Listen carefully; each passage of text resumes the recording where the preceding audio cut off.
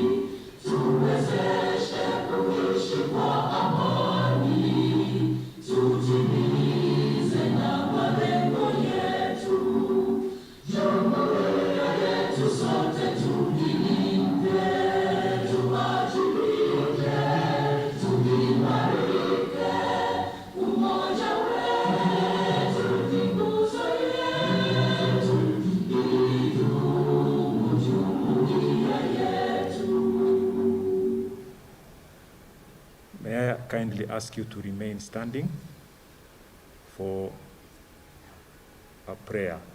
Can I call upon Caroline Karimi to come and pray for us?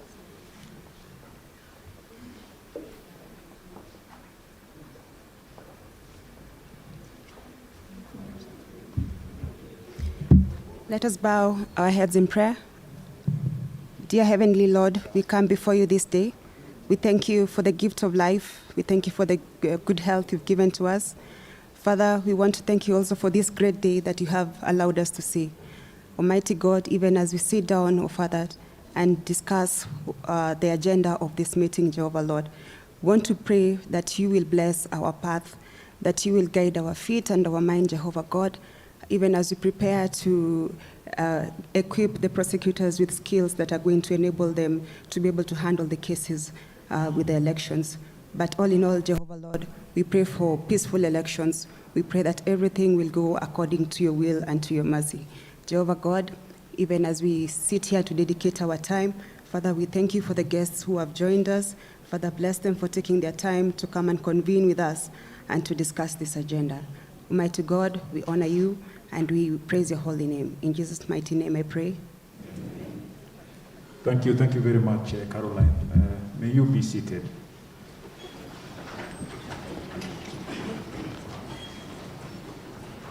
Good morning once again, ladies and gentlemen. It gives me great pleasure on behalf of the DPP to welcome you all to this very auspicious occasion, which is a milestone in our country. I take special cognizance of the presence of our leadership, our Chief Justice, who is a chief guest, together with the other distinguished guests.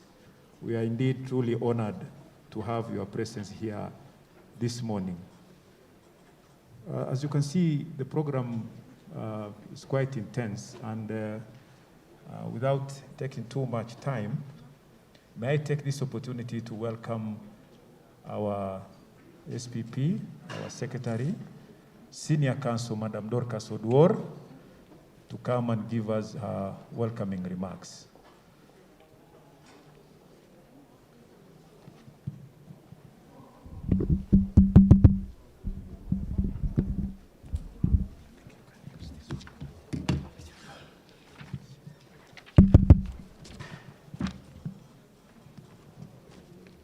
Good morning. Your Ladyship, Honorable Lady Justice Martha Koome, EBS, Chief Justice and the President of the Supreme Court of Kenya, Yvonne Atakora Obobisa, Director of Public Prosecutions, Ghana, Leslie French, Chief of Staff, Office of the Texas Attorney General, Elisha Jackson, Assistant Attorney General, Office of the Attorney General, Texas, Kofi Kie Doudo, Head Procurement Department, Electoral Commission of Ghana, Monica Chipata Mwansa, Head of General Appeals Department, National Prosecution Authority of Zambia, Richard Giambi Ansa, Principal State Attorney from Ghana. We have apologies from the IG. Then we have with us today the chairperson of the NCIC, Reverend Kobia, Mr. Ezra Chiloba, Director General of the Communications Authority of Kenya, Ms. Anne Makori, chairperson of IPOA, Esther Nganga, Acting Deputy Director, Internal Affairs, Mr. Eric Theuri, President of the Law Society of Kenya, Elsie Saina, Executive Director, ICJ Kenya, Reuters Sainde, Chairman, ICJ Kenya, Jedida Wakonyo Warui, Director and CEO, Witness Protection Agency of Kenya, Mr. Chooks, AGA Africa, Mr. George Edozi, AGA Africa, and Mr. Marcus Green, AGA Africa. Ladies and gentlemen, my colleagues, distinguished guests, and everybody else, good morning. It gives me immense pleasure and warmth to welcome you to the ODPP training on election preparedness, which is scheduled to run from 4th of April today to the 7th of April 2022. Thank you for taking time out of your busy schedule to be here with us today. This training could not have come at a better time as we are only 4 months away from the general elections, which are to be held on the 9th of August. Allow me to introduce the office of the DPP to those who do not know us properly. The office of the DPP is established under Article 157 of the Constitution of Kenya with the mandate to exercise state powers of prosecution. The power of prosecution is exercised by the Director of Public Prosecutions or subordinate staff authorized to exercise such powers and delegated by him. Election offenses are among the prosecutable offenses in Kenya, and this being an election year, there is need as a ODPP to prepare for any election-related offenses to ensure that there is justice in the election process.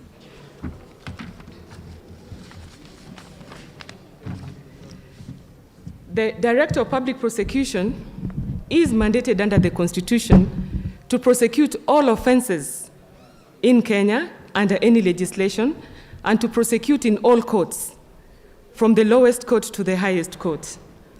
Being a critical actor in the justice system, the ODPP exercises that role to preserve integrity, transparency, and accountability in the criminal justice system.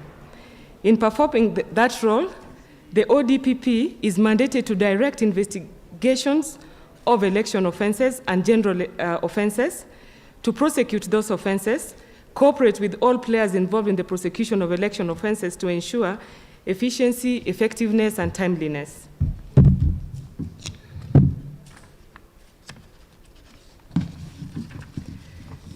Generally, we advise investigative agencies on election offenses. We sensitize the public on electoral offenses. We work closely with other players involved in the election preparedness, among other related matters to elections. So far, the ODPP has rolled out the following frameworks in response to election preparedness. We have established the Hate Speech and Electoral Justice Division. We are reviewing the template of charge sheets for election offenses. We have developed a checklist on admissibility of electronic evidence. We have developed a quick reference guide for election offenses. We have reviewed the reporting template tool for election and related offenses for capturing data. We are collaborating with our stakeholders on election matters. We have developed training and sensitization module on election offenses. We carry out training workshops, including this one for prosecutors drawn from all the ODPP offices. We have established an election committee to oversee rapid response to election and related offenses. We acknowledge that we cannot achieve our mandate without the collaboration and support of our stakeholders in the criminal justice system in Kenya. Thus, the ODPP, with the support of AGA Africa, has organized this sensitization program to equip us with the requisite basics on how to approach the forthcoming elections as we discharge our respective mandates. We value cooperation, collaboration, and support from our stakeholders and all players in the justice system in Kenya. Among the areas that the ODPP is keen to collaborate on going forward include sensitization programs, capacity building, joint trainings, and support from our cooperating partners and other donors. Among the aspects that this training seeks to understand are principle of electoral democracy, Kenya election system and management principles, election planning and operations, prosecution of election offenses, technology and elections, emerging criminal trends, regional and international best practices.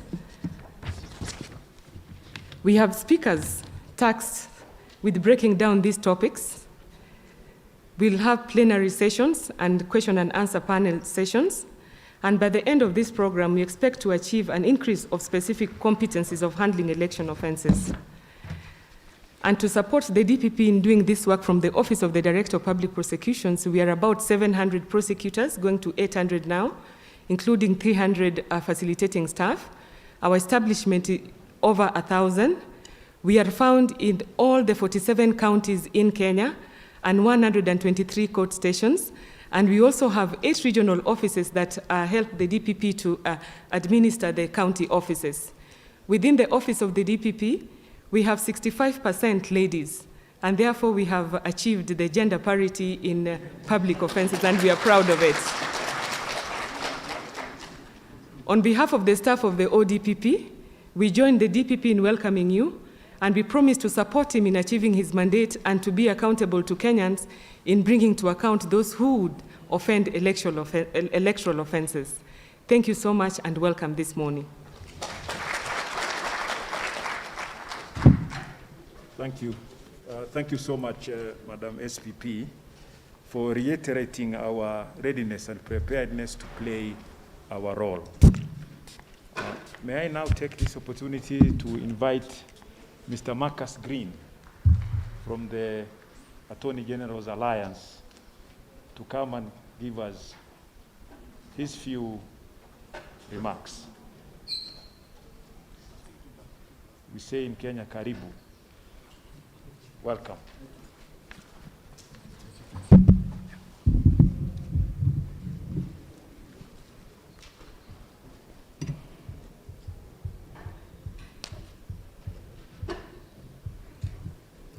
So good morning, everyone. I think we can do a little better than that. Good morning, everyone. All right. It's wonderful to be here. It's wonderful to be here back in Kenya, face to face. Hopefully and prayerfully, the pandemic is coming to a roaring end. I first bring you greetings from the Attorney General Alliance, our Executive Director, Mrs. Karen White. I want to stand on existing protocol, but I want to recognize some folks that were instrumental in this partnership. First, I want to extend gratitude to our DPP, Director Haji, Director of Public Prosecutions for Kenya, for his immense support of AGA and our programming. Under his leadership, we've enjoyed a vibrant partnership with the Office of the Director of Public Prosecutions. We've jointly rolled out several programs. We rolled out a prosecutor's mentorship program in collaboration with the Office of the Attorney General of the District of Columbia. That was in January of 2020. This involves 6 mentees from Kenya that were trained as they moved to different departments within the office. We also set up another mentorship program for the prosecutors in collaboration with Attorney General's offices in the US, and that's set for the last quarter of this year. In partnership with the ODPP, we held a series of virtual workshops on financial crimes in June and July of 2020, trained over 150 prosecutors that benefited from this training. We also held training on gender-based violence, a webinar that took place in December of 2020, which involved training 20 prosecutors. Last year, we held several successful virtual trainings, one on the management skills for 75 senior management prosecutors. Apart from our joint trainings, we have ongoing projects with ODPP, such as the PTI moot court construction, which we look forward to its final completion. I also wish to take the opportunity to extend special recognition to her ladyship, the Honorable Lady Justice Martha Koome, Chief Justice and President of the Supreme Court of Kenya. Her support for our programs has been just tremendous. We are honored to be graced by her presence here today. I think we need to give a round of applause to our Chief Justice. Thank you. And all the way from Ghana, we wish to recognize Ms. Yvonne Atakora Abuzbisa. Not only has her partnership over the years been invaluable, she had also found time to join us in Nairobi and to participate here for the next 4 days, so we appreciate her and her participation.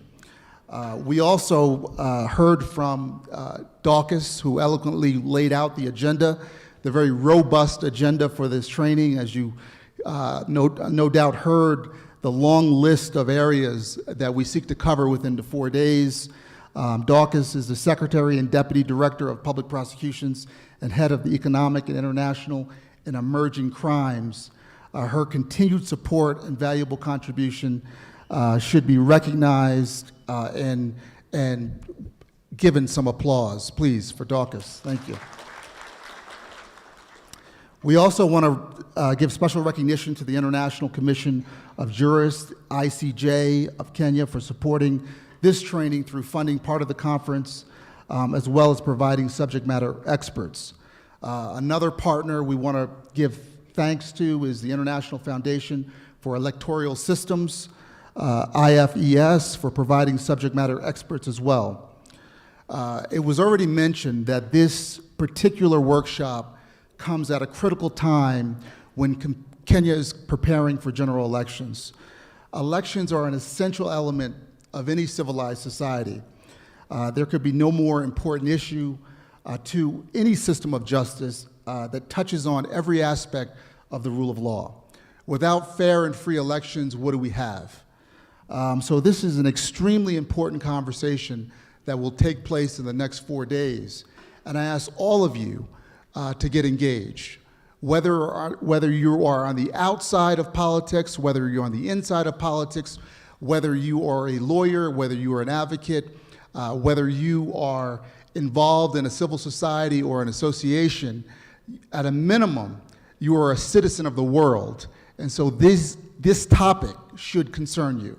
The idea of making sure that you have a free and fair election is an extremely important one. So I implore you to really get engaged here.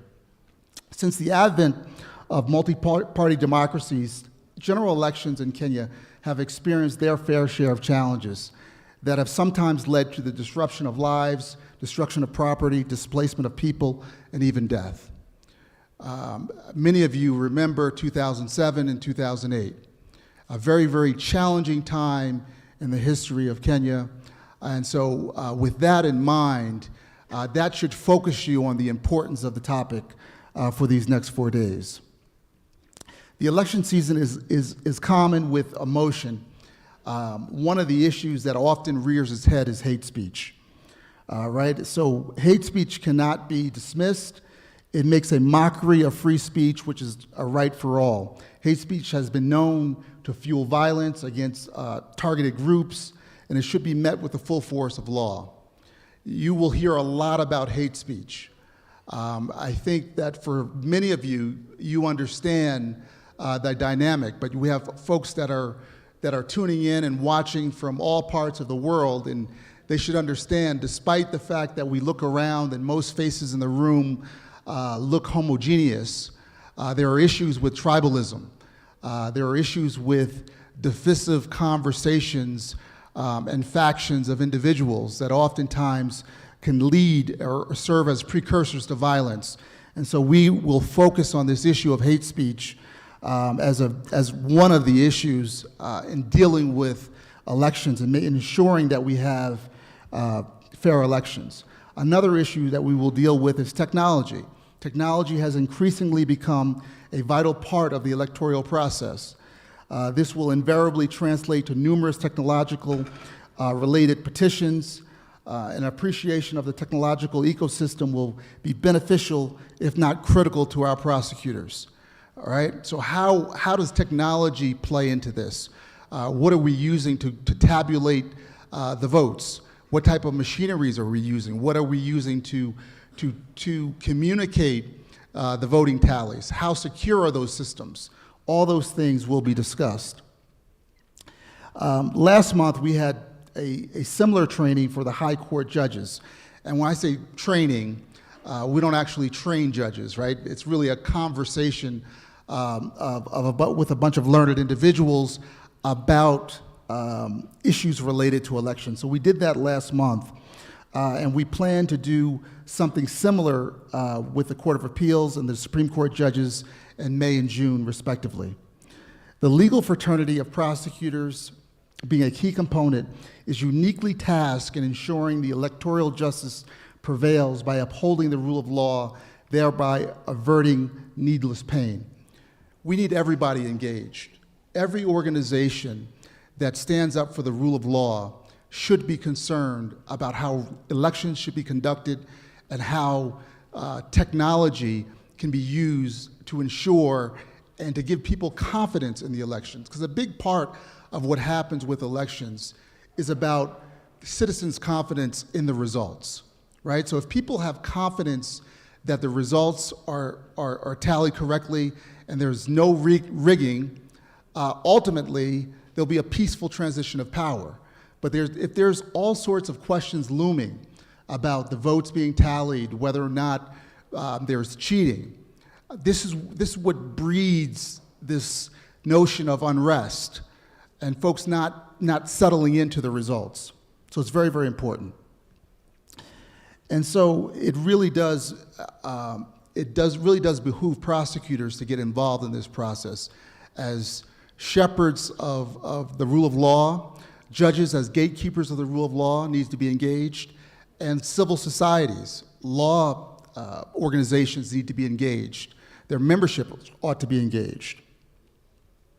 And so we, as AGA, we're very happy to work on and help bring this content forward.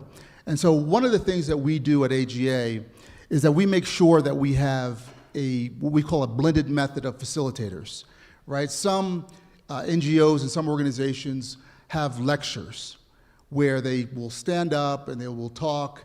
That's not what we try to foster. We try to foster a combination of experts outside of the country and then experts spread over the region, so that it's a blended method. And we call our facilitators for a reason. They're facilitating a conversation. And so a conversation goes both ways. It's not a one-way conversation. And so I'm happy to announce our facilitators today. We have Leslie French, Chief of Staff, the Office of Texas Attorney General. Please, a round of applause for Leslie French. Texas is not exactly around the corner, so we really appreciate the effort getting here. We also have Alicia Jackson, Assistant Attorney General in the General Counsel's Division for the Texas Attorney General's Office as well, so a round of applause. And finally, last but not least, kind of beaming in remotely, we have Donna Kelly, former New Jersey Assistant Attorney General, as well as an adjunct professor at Seton Hall. I've known Donna Kelly for over 20 years, a fabulous lawyer with an incredible knowledge with respect to elections, and so we thank her for her participation as well. And we also have regional and local facilitators, right? This is the secret sauce to AGA. This is what we do that's different than a lot of the other NGOs. We make sure that we have local flavor, local content, because we know that we don't know what the rules are. We don't quite understand the culture.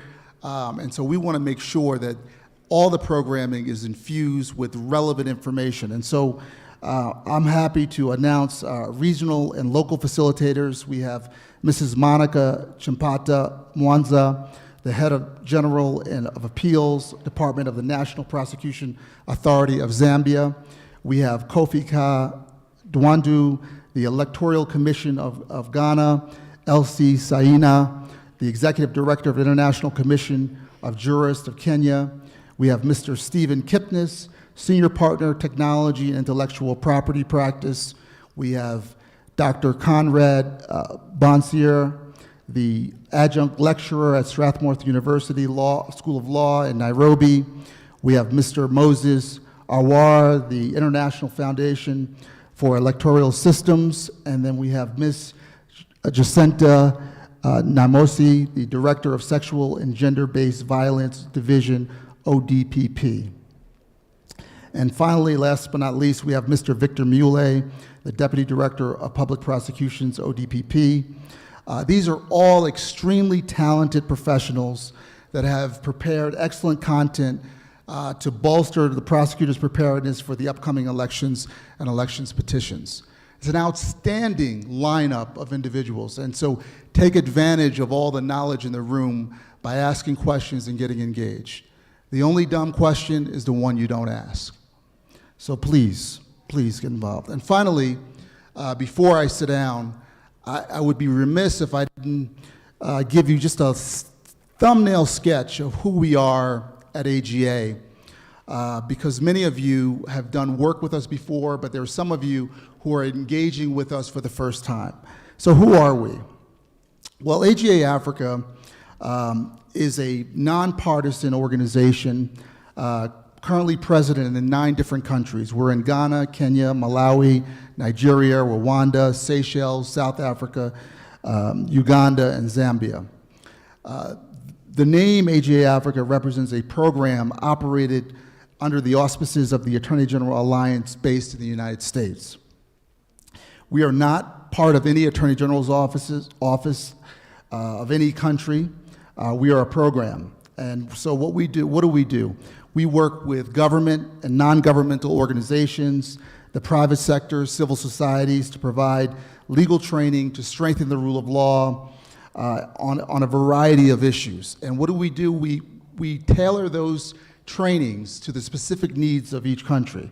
And we bring together both international and regional subject matter experts to train investigators, prosecutors, judges, magistrates, other law enforcement officers in the investigation, prosecution of transnational crimes. And these crimes range from human trafficking, money laundering, cybercrime, counterfeit drugs, wildlife trafficking, gender-based violence, and obviously election law. Because elections are, like I said, it's a linchpin for the rule of law. So as a nonprofit organization, you must be wondering, okay, how do we operate? So our funding comes from a variety of sources. It's donations from both public and the private sector. And so we have partnered with a number of regional organizations in the area of transnational crimes, but not limited to the Africa Prosecutors Association, Eastern and Southern Africa Anti-Money Laundering Group, the East Africa Law Society, and many, many others. We also have the opportunity to do training with numerous bar associations in the countries across the continent. We urge all of you to take advantage of this workshop and add a tool to your toolbox. One of the things I like to say at all of these seminars, right? We're all professionals. We all attend various continuing legal education seminars. Some of us have been practicing for 5 years. Some of us have been practicing for over 20 years. Whether you've been practicing for 5 years, 20 years, 35 years, 40 years, there's always an opportunity to learn something. And that something may not be helpful to you right away, so you take those items and you place them in your toolbox so that when the issue arises, you can avail yourself to them. The other thing I want to employ you to do is to get to know the people next to you. Relationships matter. They matter in law, they matter in politics, any profession you can think of, they matter. But they particularly matter when it comes to the rule of law and justice systems. So get to know the individuals that are sitting next to you, get their contact information, understand what they do, so that when you have an issue that they can help you with, you can pull out that Rolodex, pull out that iPhone or Samsung, and send a text message or make a phone call. So I don't want to belabor the conversation. I want the work to begin and let the other dignitaries speak. But again, I am extremely happy to be here on behalf of AGA and AGA Africa. I thank all of you, and I look forward to a fantastic 4 days. Thank you very, very much.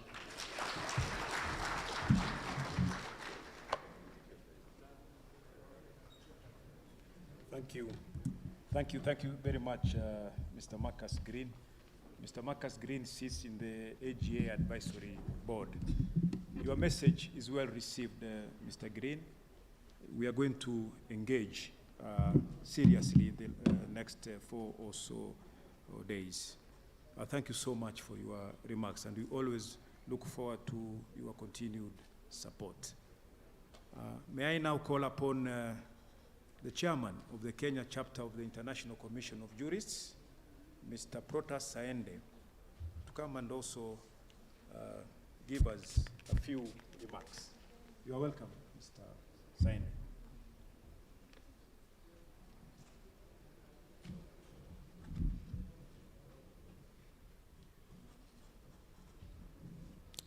The Honorable Chief Justice, Martha Koome, Ms. Ivona Takora Obobisa, Director of Public Prosecution, Ghana,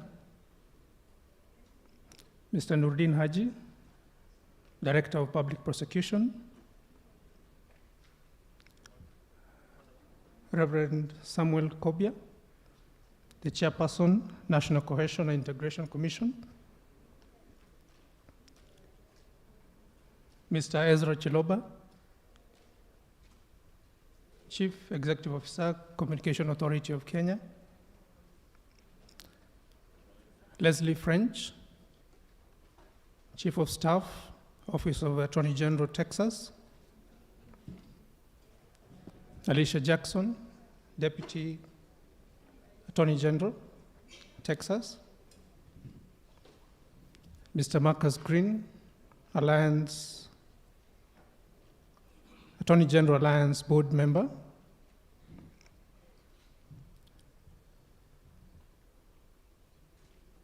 Mr. Afula Chebukati, Chairperson, Independent Electoral and Boundaries Commission. Welcome, sir.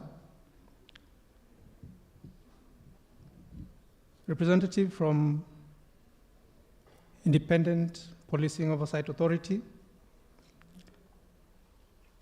Commissioner Jedaida Wakonyo, Chief Executive Officer, Witness Protection Agency, representative from Ethics and Anti-Corruption Commission,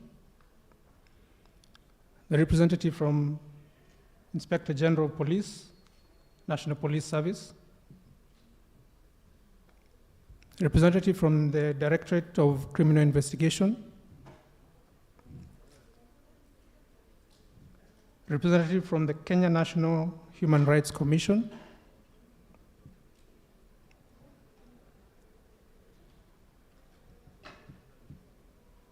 representatives of the Diplomatic Corps, the judiciary, magistrates, civil society represented, advocates, prosecutors, all protocols observed.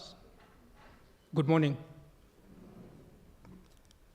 Before I proceed, I would wish to recognize the team I came with and the LSK President, Mr. Eric Theory. I wish to recognize the team I came with from ICJ Kenya. We have Elsie Saina. There is Julie Mateka. I don't know if she's in the room. These are the engine of ICJ Kenya. Elsie Saina will be part of the program. You'll hear more from her. Julie Mateka has been very instrumental in organizing this forum. And behind the scenes, I know she's been working a lot. I'm pleased and delighted to address this auspicious gathering. on behalf of Kenya section of International Commission of Jurists. As I looked across the room, I noticed a number of familiar faces. As 2 weeks ago, we had gathered to validate the Odpp election offenses compendium, and some of the people present here were present in that forum. That compendium will form part and parcel of the sensitization of this 4-day workshop. As ICJ Kenya, we take great pride and commend the Director of Public Prosecution for developing, validating, and launching that compendium. It is a valuable resource for prosecutors, and we believe it will enhance knowledge of the various criminal justice actors working to deliver a fair, credible, and free election. Secondly, we gathered to draw comparative experiences from common law jurisdictions and other comparative jurisdictions, and best practices on electoral justice, particularly election offenses. We look forward to harnessing the expertise of the various facilitators. Mr. Marcus Green has mentioned a host of facilitators who are very well experienced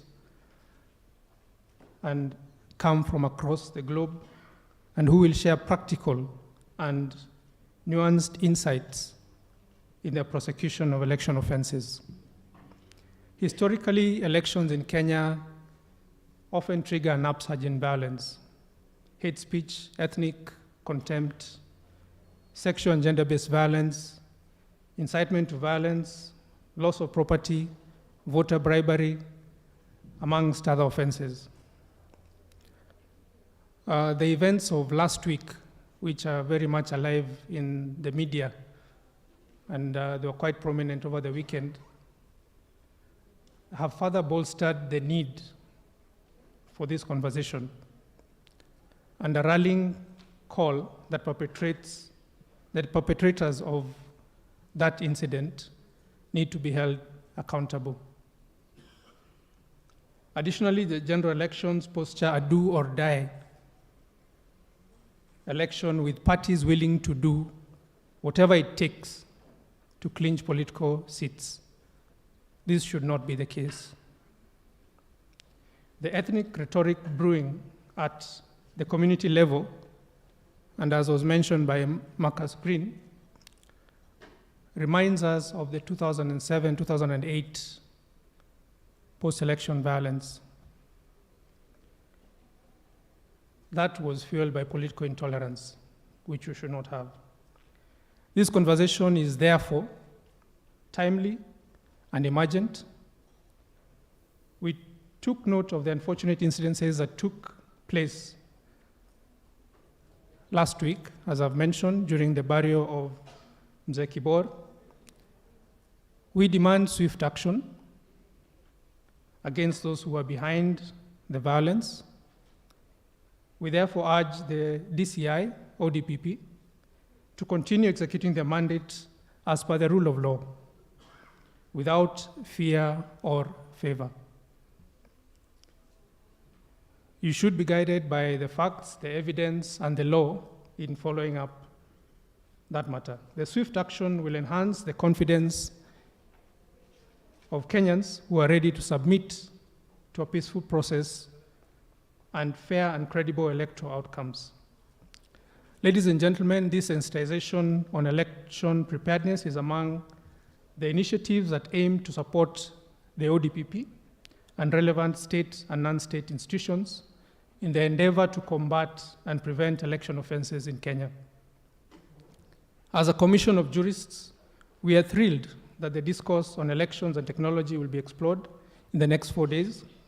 Technology-related issues have only grown over the years as Kenya adds more election tech into the cycle, such as biometric voter registration system, the BVR, vote counting and tabulation. Results transmission that make up the Kenya Integrated Election Management System, the KIMS, is also a key part of that election cycle. Electro tech and electoral justice dispute mechanisms have been mostly explored separately in global discourse, and the important intersection has been ignored. Therefore, when legal challenges to election results are presented to the prosecution and courts, the parties are ill-equipped to understand how the technology works and its role in compromising credibility of the elections. It's also my sincere hope that at the end of the 4-day sensitization, we will have, one, identify the prevalence of election offenses by type, 2, identify the various types of election offenses, 3, examine the factors contributing to election offenses, 4, examine the effects of the election offenses, 5, identified existing control measures and their effectiveness in dealing with election offenses, and identified all actors crucial towards combating election offenses. In conclusion, ICJ Kenya is delighted to partner with AGA Africa and the Office of Director of Public Prosecution to convene this critical sensitization. I deeply hope and fervently pray that this 4-day training will propel all the various actors towards an effective prevention, investigation, and prosecution of election-related offenses. With those few remarks, thank you all. God bless you, and God bless Kenya.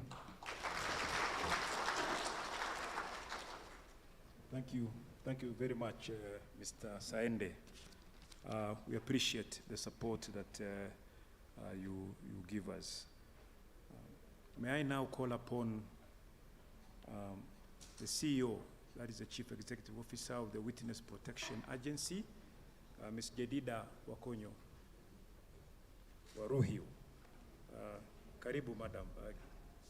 Please give us your remarks in 2 or so minutes. Yes.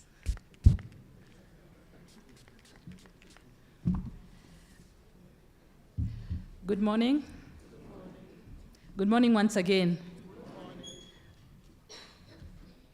Honorable the Chief Justice and President of the Supreme Court of Kenya, our host, the DPP, allow me to stand with the protocols that have been established so that I can speak for a few minutes as directed.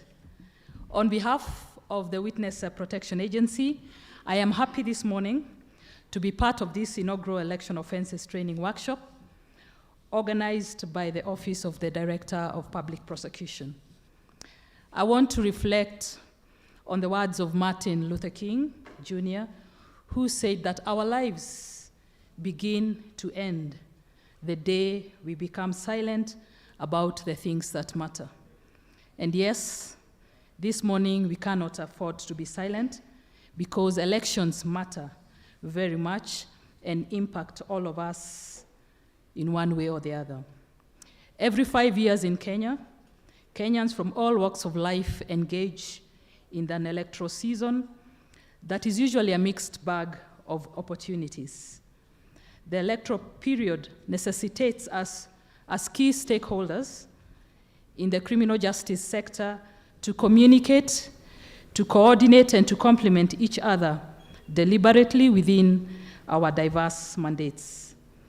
It's during the electoral period that challenges are highlighted, more so in the administration of justice, especially due to the limitations that we have in respect to human capacity, financial resources, or even in legislation. Distinguished guests, ladies and gentlemen, 3 things matter. These 3 things matter and are highlighted during this electoral period in our Republic of Kenya. And I call these 3 the 3 Ps. These are the people, the protection, and the peace. The people are central in our democracy and good governance management because they have donated some of their power to each of us as government agencies to execute it on their behalf. Secondly, the protection.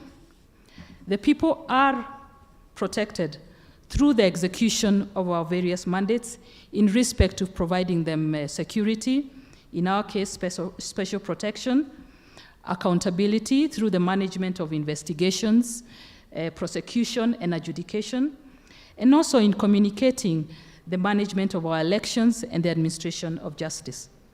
Thirdly is the peace. The peace is the hallmark of our national anthem, as we sang this morning, which states that may we dwell in unity, peace, and liberty. And that is why we are all gathered here this morning, to safeguard and protect that peace through the training of the prosecutors and other key stakeholders in the administration of justice.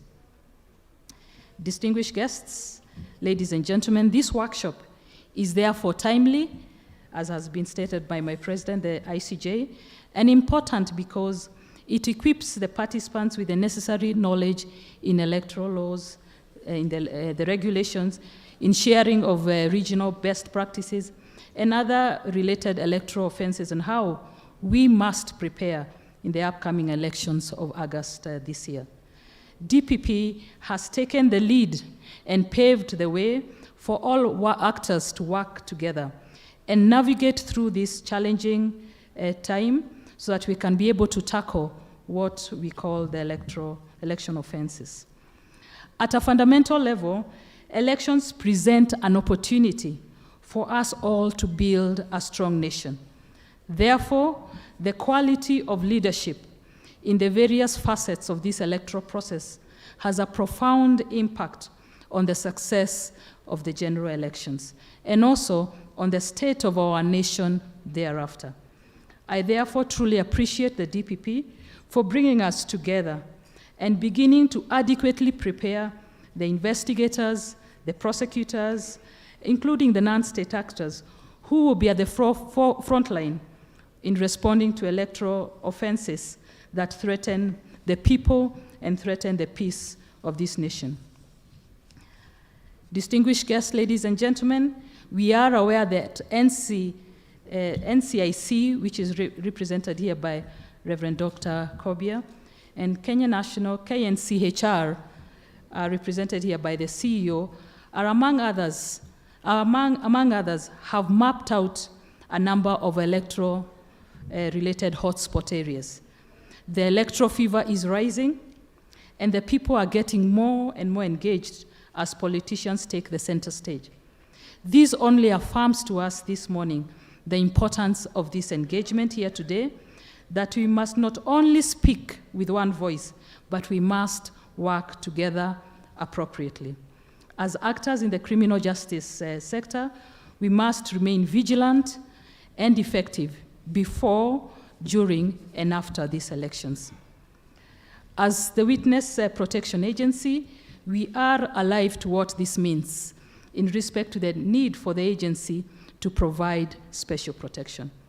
This we shall continue to do in coordination with the National Police Service, the DPP, the IEBC, the EACC, IPOA, among others, who have a particular mandate to protect, to prosecute, and investigate, so that we're able to protect witnesses who are intimidated or threatened or at risk due to the important information that they hold, and also due to their cooperation with the prosecution and other law enforcement agencies. We are therefore preparing as an agency to ensure that even if we do have an upsurge of application for witness protection, we have the requisite capacity to adequately admit and provide the special protection to these vulnerable witnesses and victims of crime. It is also our plea to the judiciary to be able to prioritize the cases where witnesses, protected witnesses are present in those cases, so as to limit the pressure that witnesses go through. We therefore urge each of the agencies here today to work closely together with the Witness Protection Agency so that we can be able to protect in a timely way the vulnerable witnesses, including children who may be targeted during this period, so that we can be able to establish an effective linkage, a strategic linkage that preserves evidence and also prosecutes. I want, as I close, to remember the words of Bill McCollum Jr., who was the former Florida Attorney General, who said that a trial without witnesses, when it involves a criminal accusation, a criminal matter, is not a true trial.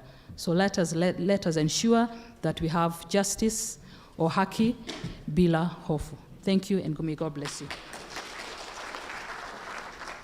Thank you. Thank you very much, Jadida, for your remarks. We also thank you for protecting our witnesses on whom we rely on to carry out our mandate. Thank you very much. May I now call upon Mr. Ezra Chiloba. Mr. Ezra Chiloba doesn't need any more introduction. He's currently the CEO of the Communication Authority of Kenya. You have 2.5 minutes, Mr. Chiloba. Tell us all that you have. Karibu.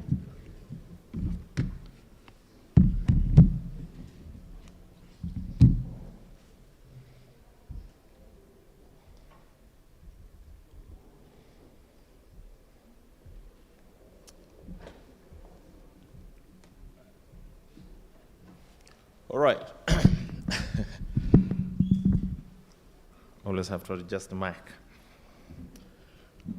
The Honorable Chief Justice and the President of the Supreme Court of Kenya, Honorable Martha Koome, chairpersons of independent commissions and offices, Director Public Prosecution, our sister Yvonne Atakura from Ghana, who is a DPP there, all protocols observed.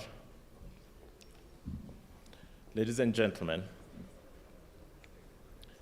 as we think about electoral justice, we must stop and reflect on the structural challenges and opportunities that we must confront and exploit to be effective. To start with, election offenses and violations can occur anywhere in the over 40,000 polling stations across the country at any time during the election period. The nature of the offenses may vary from one to another, and the pace at which justice must be delivered in some cases must be swift and consequential. Furthermore, the electoral justice system in this country is anchored on the interdependencies among the different institutions, most of which are represented here. That means action or inaction by one institution may negatively or positively impact on subsequent actions by others. But we also know that the electoral justice system is nested in the social political context of our country. This impacts on decision making. What is fair to one group of citizens could be perceived as unfair by another. In other cases, because of the stakes involved in our elections, electoral justice systems are subject to misuse and abuse, basically using the electoral justice system to defeat the very justice we seek to defend. But things get even murkier as the electoral justice context keeps on changing. For instance, late changes to the legal framework governing elections, Mr. Chairman knows this very well, Chairman Chebukati, I know you're struggling with that. The legal framework governing elections could have major ramifications in the manner in which we deliver electoral justice. While we may have an idea of what needs to be done to stabilize the context of election management, we must be alive to the fact that some issues are beyond our control. But that does not mean we cannot act effectively. Ladies and gentlemen, the question then is, what must we do? What we must do depends on the nature of the problem we are dealing with.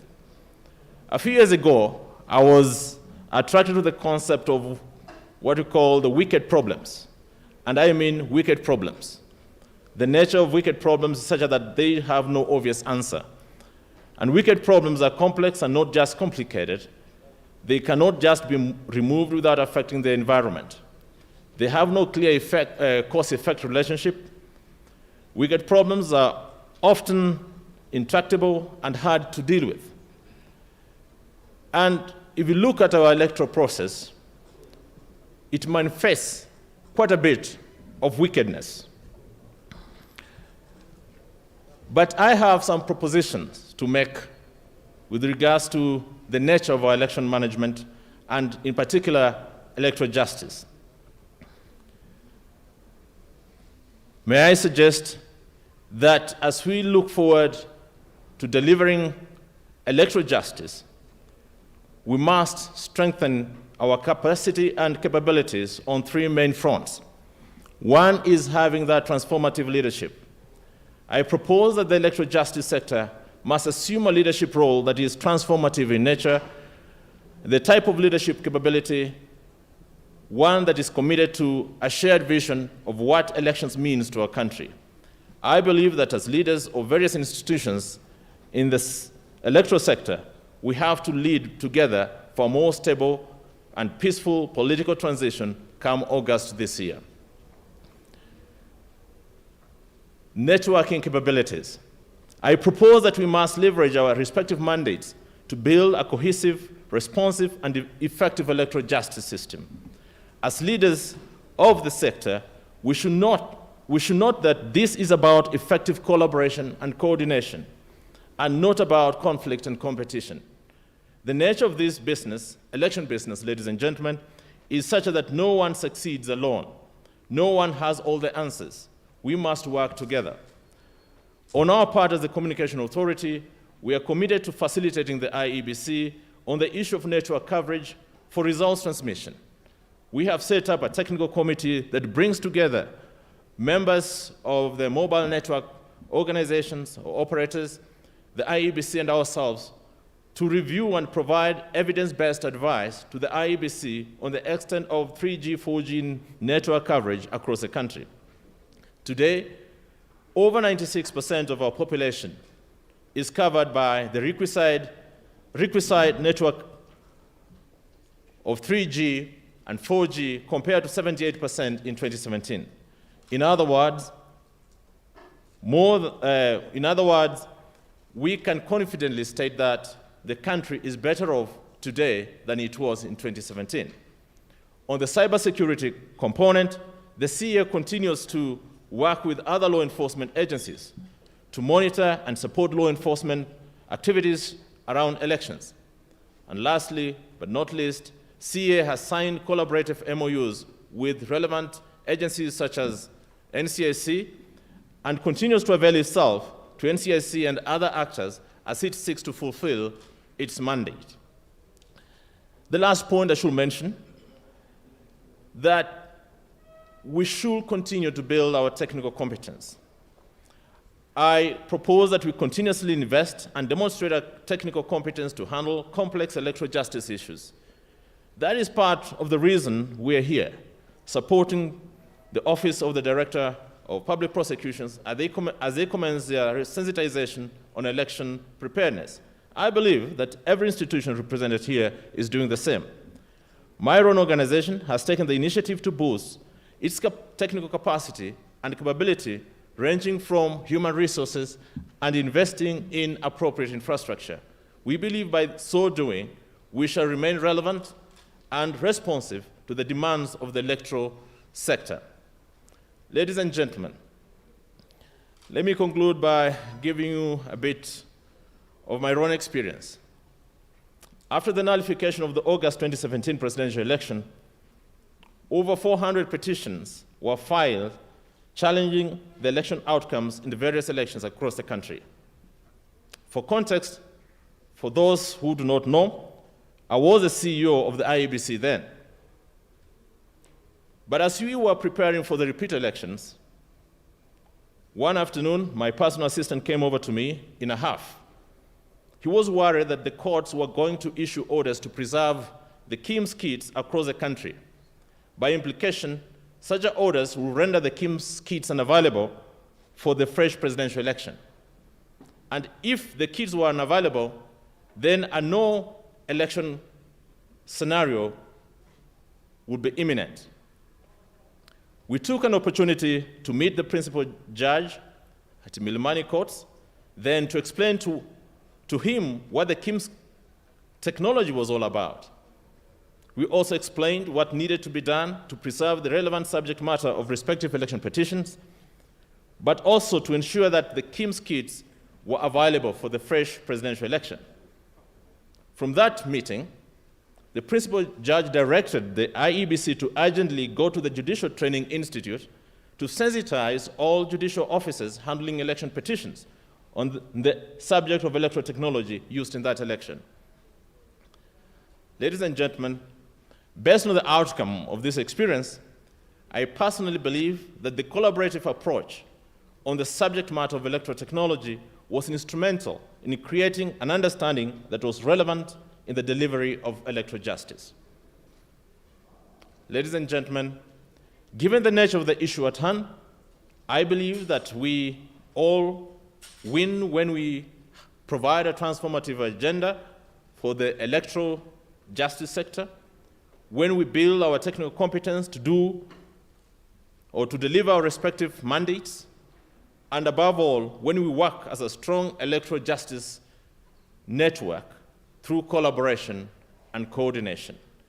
And may I wish you a great 4-day session where we all learn how best to deliver electoral justice for the Kenyan people. Thank you very much.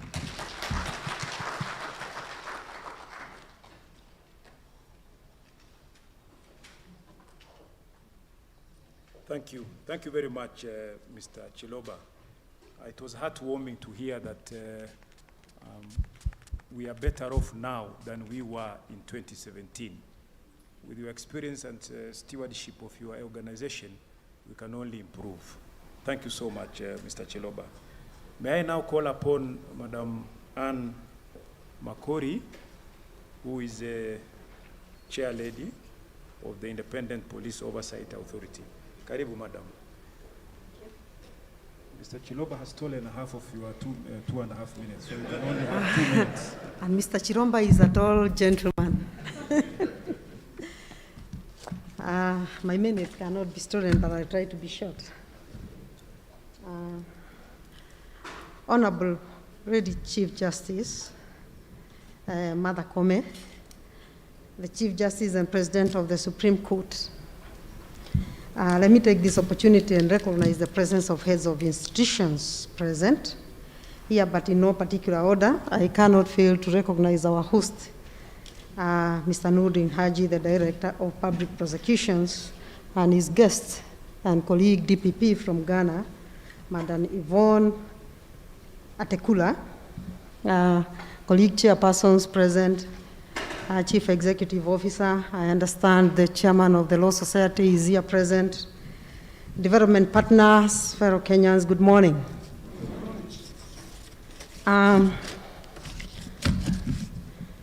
Let me begin by appreciating all of you for finding time off your busy schedules to join DPP and members of his team as they undertake this very important exercise, which is intended to prepare them to deliver on their national duties as well as their statutory mandate. This training is well-informed and deliberate decision that could not have come at a better time.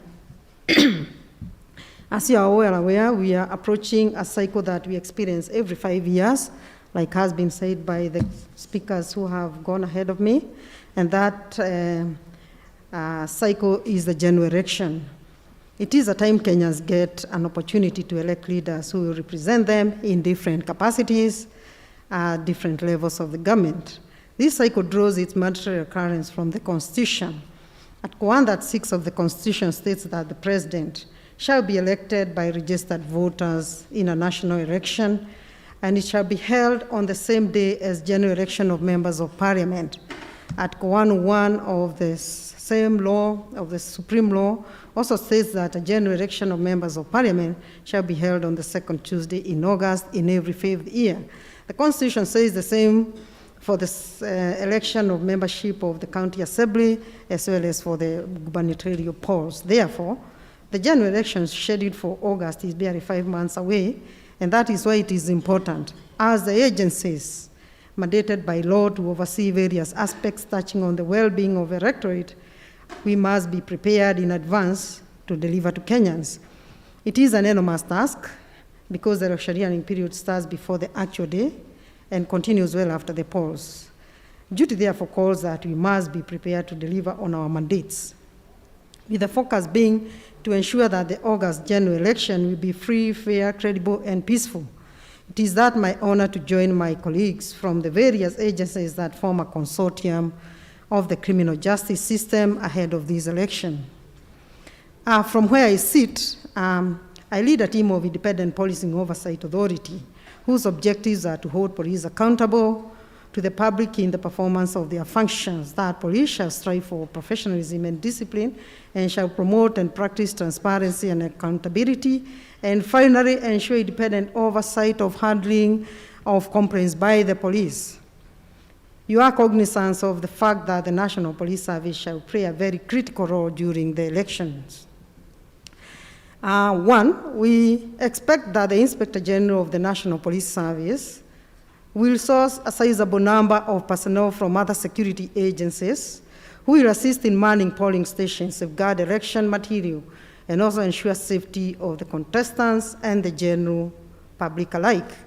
These officers, once gazetted as special police officers, are expected to hit the ground running and adopt to their new roles promptly. Secondly, the electioneering period is marked by campaign rallies, and the presence of officers will be required to ensure public order management at the gatherings, on the roads, and on the public spaces to ensure security is not compromised. This includes the political party primaries that are already underway in different parts of the country. Thirdly, the police are expected not to lose sight of their mandate of maintaining law and order, protecting life, and preventing destruction of property, which includes apprehending the offenders. These are the key areas IPOA will be looking into with the aim of giving confidence to the public that police would act professionally, while on the other hand, guarding the interests of the mwananchi or the public in policing, and further identify the challenges that policing may face now and in the future. IPOA has prepared to engage in this process along the dictates of law, and in particular Section 6 of IPOA Act, which requires us to monitor and investigate policing operations affecting members of the public. In doing so, IPOA is striving to create an environment devoid of mistrust within and without the National Police Service, and especially so around elections. We are also reminded by the Constitution that the national security organs and their membership shall remain apolitical by neither being partisan nor furthering interests of political parties. While doing so, the same law compels us to cooperate with other institutions on issues of police oversight, including other state organs in relation to services offered by them. One of the reasons we have gathered here today. Bearing this in mind, therefore, we frequently engage other institutions in a multi-agency approach, knowing well no organization, especially those in the public sector, can act in isolation. With satisfaction, I'm proud to report that the cooperation and collaboration between the Odpp and IPOA has brought forth many successes in meeting the expectation of Kenyans, especially in reducing the gap of mistrust between the police and the citizens by ensuring police are accountable for their actions. Together, officers from these two institutions have developed standard operating procedures on investigation and prosecution of various human rights violations committed by police officers. A few years back, one of the impediments we faced in our efforts to meet expectations of Kenyans was case backlog, but after consultations with the Odpp, we settled on a rapid initiative, which I'm very happy to mention that the Office of DPP has implemented. And today, I can authoritatively inform this gathering that out of this initiative, the review of all investigations files that IPOA has submitted to Odpp has been completed and are currently being dispatched in batches. You will be seeing further actions on the same soon. Another milestone of our partnership with ODPP is the prosecution-led investigation on gross human rights violations, including the offenses committed during elections.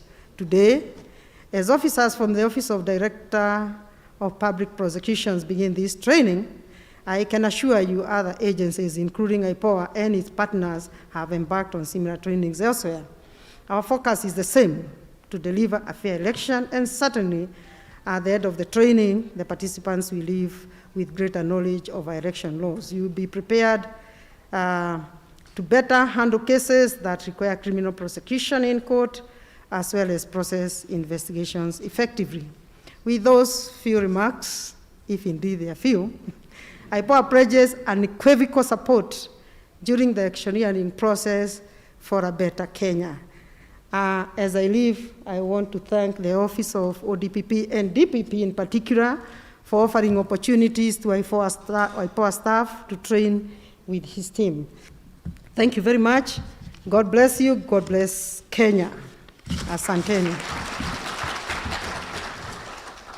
Thank you. Thank you so much, Madam Anne, for your very kind remarks. We continue to look forward to the cooperation that we have.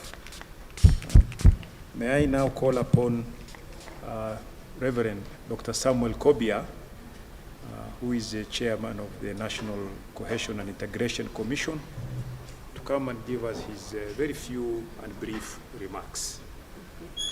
Karibu, Reverend. Asante sana. Asante sana.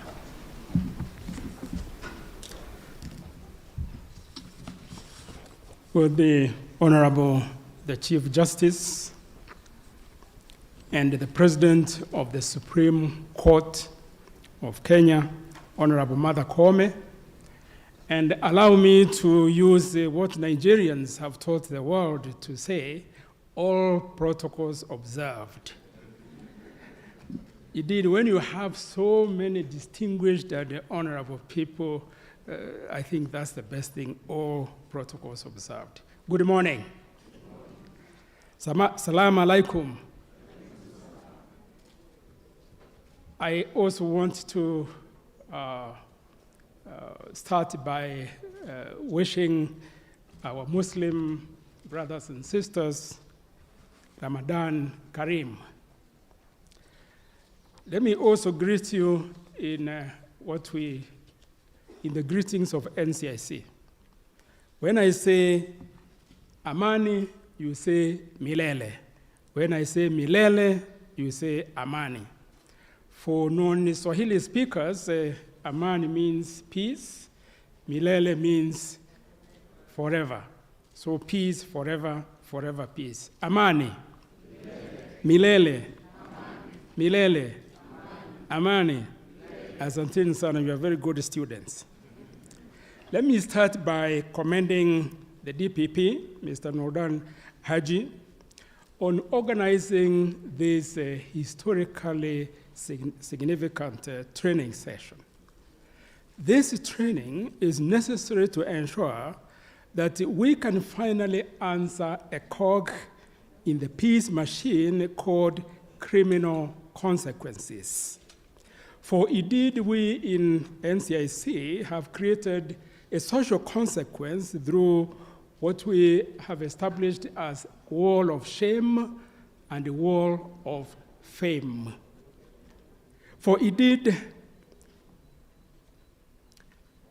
with the other institutions here, we can indeed end political consequences where purveyors of hate speech are banned from vying for elective offices or being appointed to national positions.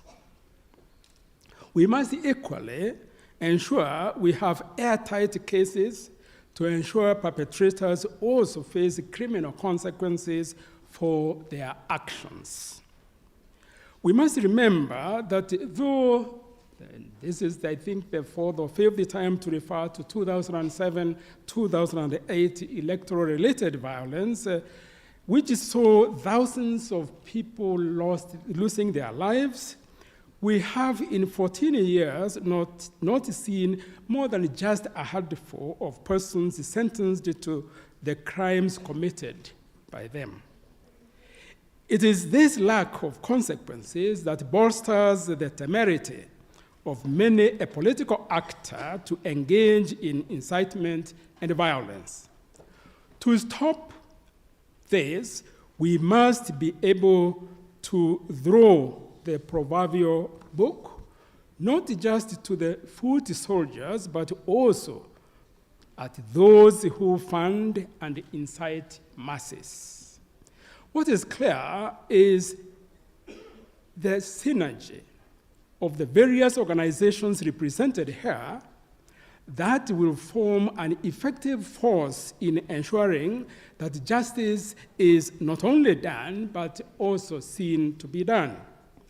It is clear, in my mind, that our partnership with the DCIA is what makes it possible for us to adequately investigate.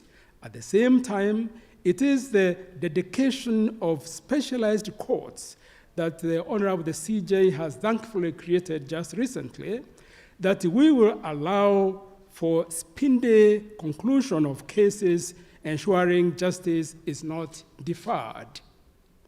Therefore, this training should further bring synergy across the commissions, independent offices, and the judiciary to create an effective shield against hate speech, ethnic and electoral-based violence.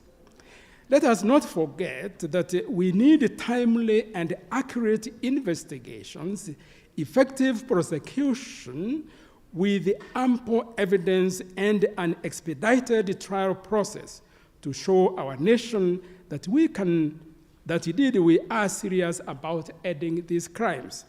And I must say that indeed I have tried to heed what the DPP has always told me, that we should bring watertight cases in terms of evidence, because that's the only way that then the prosecution also can be effective. In conclusion, let me say that it is only by achieving this that we will finally see sober hands prevail in our electoral cycles. It is only when we all work together, as did Mr. Chiloba said, to make sure that those who commit hate crimes are dealt with thoroughly, that it becomes a lesson to the country. It is therefore my hope that with this training, criminals, for indeed that is what they are, will face the full force and brunt of the law and ensure a peaceful Kenya before, during, and after elections, what we call in NCIC elections bila norma. Thank you, and may God bless this training with great success. Amani, milele, milele, asanteni sana. Thank you so much, Dr. Kobia, for sticking to the directions. I'm informed that Madam Roslyn Odede is here. It's okay. It's okay. You can just have a seat. Yeah.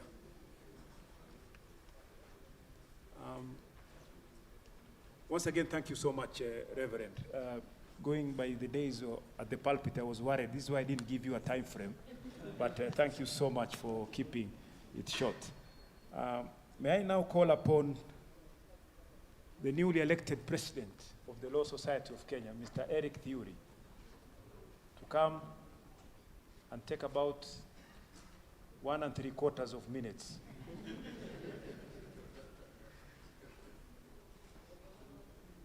Karibu sana, Mr. President.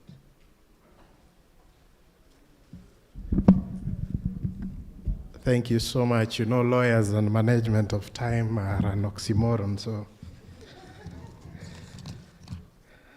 But I will try to stick to the time allocated. Your Ladyship, the Chief Justice and President of the Supreme Court of Kenya, the Honorable Martha Koome, the Director of Public Prosecutions, Mr. Nordin Haji, the Director of Public Prosecutions, Ghana, Ms. Yvonne Natakara, the Chairperson of the IEBC, Mr. Fula Chebukati. Ladies and gentlemen, please allow me to adopt the protocols that have been well laid out before.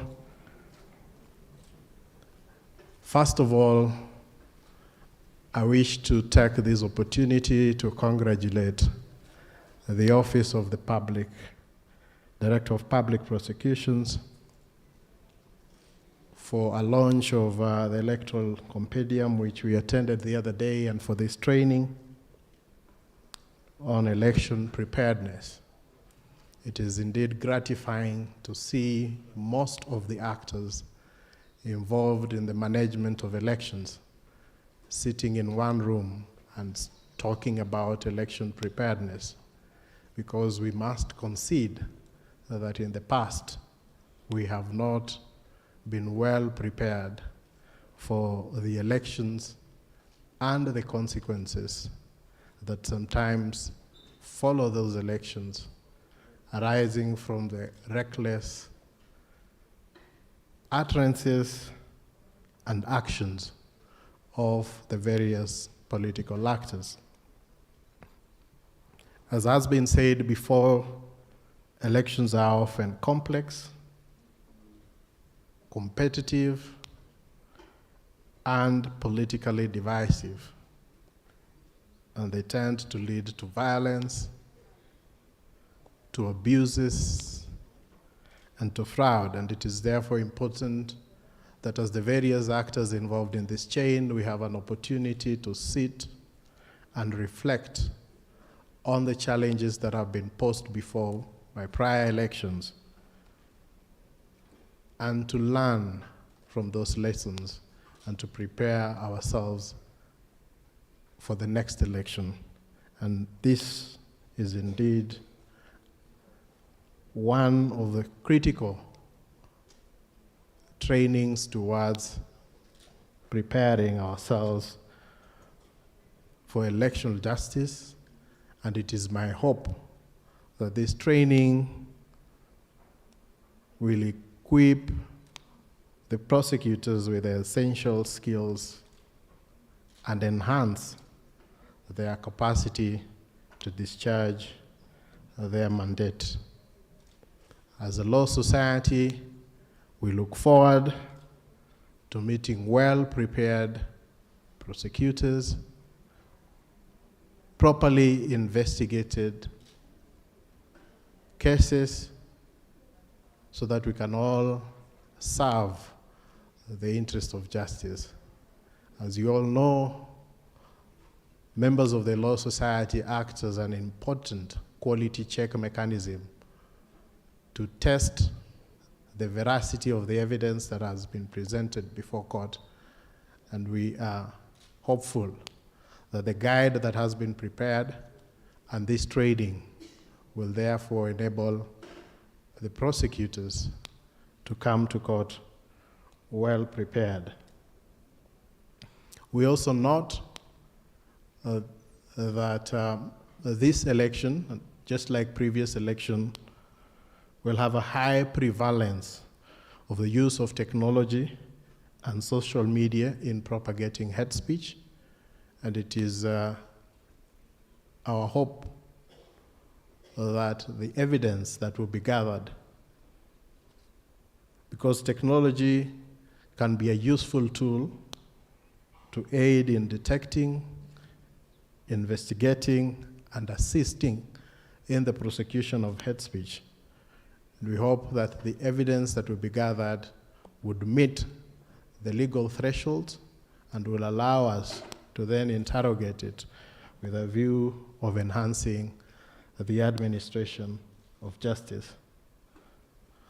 The Honorable Chief Justice, permit me to state at this forum that as lawyers, we are extremely anxious about the capacity of the judiciary to handle the election petitions that are coming in light of the acute shortage of judges. We note that we have about 3 to 4 months before we get to the elections, and we are hoping that within that time, the additional judges that have been advertised would have been recruited with a view of boosting the capacity of the judiciary to handle what we expect to be an avalanche of election petitions. Ladies and gentlemen, allow me once again to congratulate the Office of the Director of Public Prosecutions and all the prosecutors herein, and to wish you fruitful and enjoyable trainings, and we look forward to testing the fruits of this training in subsequent prosecutions before the court. Asanteni sana. Thank you so much, Eric. We wish you all the very best in your new assignment. As prosecutors, we'll be ready to face your team in court. May I now call upon the Honorable Chairman of the IEBC, that is Independent Election and Boundaries Commission, Mr. Wafula Chebukati.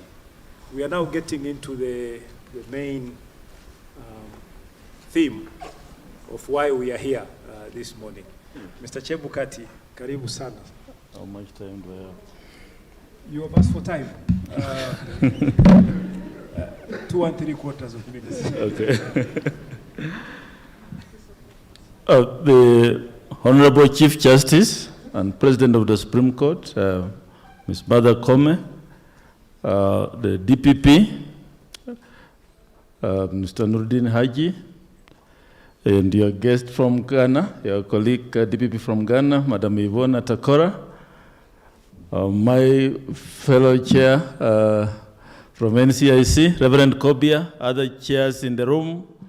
I'll also adopt the protocols which have already been set out by the previous speakers. Good morning. Last time I was in this room was 2017, DPP, when your predecessor invited me to address the then prosecutors who had been recruited on an induction course to prepare now for deployment. But today we have made a step, and now you have a compendium and a training manual, and we really want to congratulate you for coming up with a training manual. IEBC will participate in this training. We have our trainers here. I think they'll share with you and your team what we are doing at the IEBC insofar as our preparation for elections is concerned, and more especially on matters technology and the actual voting, which will take place on the 9th of August. So we look forward to this training, and also our team, I'm sure, will take home some of what you'll be doing in the training so that we can also benefit us at the commission level. Let me start from the onset to say that the IEBC acknowledges the critical role played by other stakeholders. We at the election management body, but we can't do this on our own. We must work with other stakeholders, but in doing so, we work within the established legal framework. And the Election Act is very, very clear. If you look at Section 105, it sets out parameters of how IEBC should engage with other stakeholders, and especially in preparation and actual elections. And we do all this with a view to ensure that our country has peaceful, free, fair, and credible elections. I want to assure Ezra Chiloba that what we have done now is possibly much better than 2017. We started trainings early with the Judicial Commission on Elections. Those trainings have been ongoing with our staff. We almost have an MOU with almost all institutions involved in elections, including your institution. And I think we are in a much better place in matters of preparation to the 9th of August. I want now to use the few minutes I have just to mention that the DPP and ourselves have been working together. In fact, way back from last year, we set up, after a task force we had set up, looked at issues, we set up a desk at the DPP's office to deal with election offenses specifically. And going into the elections, the commission undertakes to ensure that witnesses who are commission staff will be readily available, that exhibits that are required for prosecution will be readily preserved and available, and the commission shall ensure that the DPP's work is easy as far as those two areas are concerned.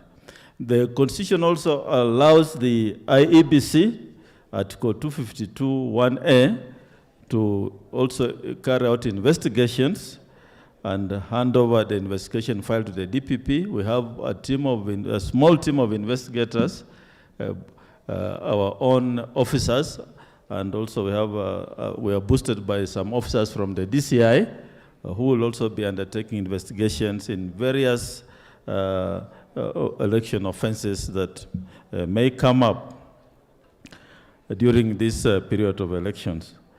I just want to mention again that as we speak, we gazetted the election date on the 20th of January this year. That means that the Election Offences Act kicked in, and the Code of Conduct also kicked in. The Code of Conduct is established under Section 110 of the Elections Act and the second schedule of that Act. And as a commission, we then set up a Code of Conduct Enforcement Committee, which is in place. We have the powers under the law to investigate and hear cases under the Code of Conduct. These powers are also equally under the DPP. He can choose to enforce the Code of Conduct. And we already had a few cases, although some have been challenged on the issue of jurisdiction. I believe, Honorable CJ, the courts should fast track the hearing of those cases so that they don't hamper other cases that may come up along the same lines. The Code of Conduct is very clear, and going by the by-elections we had, and after the last general elections, you find the issues are mainly around violence. They go to matters of hate speech and also usage of state resources. These are some of the matters that will come up as we go along. I just want to mention that in 2017, we had a total of 71 cases under the Code of Conduct Committee, and we find those found culpable fines between 50,000 shillings to 2 million shillings.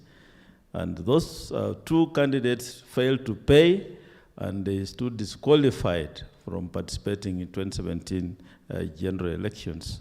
We shall not relent. We shall ensure that we deal firmly with individuals who breach the Code of Conduct and ensure that the law is followed. Let me finish off by, in conclusion, just to say that we are ready to collaborate with the DPP, and on your part, we request that matters of election offenses are fast-tracked. We still have a few cases arising from the by-elections we had.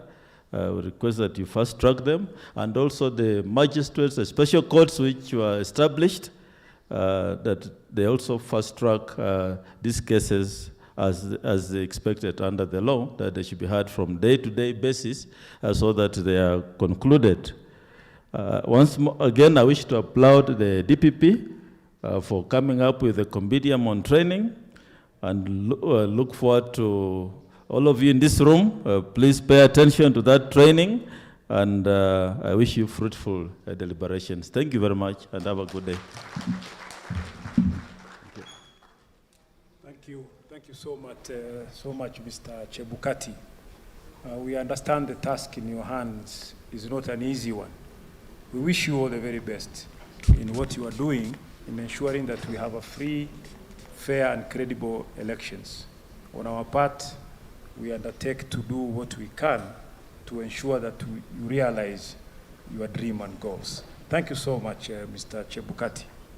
Now, ladies and gentlemen, and distinguished guests, as you have seen from the program, we were supposed to have a number of other speakers. Due to other engagements, they are not here, but we have representatives. Now, due to constraints of time, we will not be able to hear from you, but we appreciate your presence here, and you can share your speeches. Now is the time we've been waiting for to hear from our very special guests. I'm going to call upon our director, sir, so that he can come and give us his remarks, and thereafter invite our very special guest from Ghana, the Honorable DPP, and thereafter our chief guest, Honorable Chief Justice. Karibu, sir. Before I start, I'll just ask the CEO, the Kenya National Commission on Human Rights, to just come and say a word. Please, just very briefly.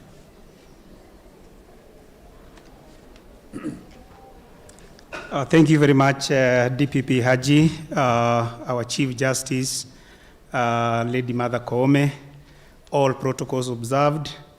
The Kenya National Commission on Human Rights is prepared to monitor the election this year. Going from the cases that we have recorded in the past, the 2005 referendum, 2013 general election, 2017 producing 4 reports, most worrying, Chief Justice, the cases on sexual gender-based violence, the 201 cases that we recorded still need follow-up. We have set up an election hub, and we will collaborate with your office and the other government institutions to ensure that we collect evidence on the violations that will be meted on the Kenyans during the election. And as a commission, we commit to work with all the other institutions to ensure that electoral justice and political accountability are realized in this country. Thank you very much. Thank you.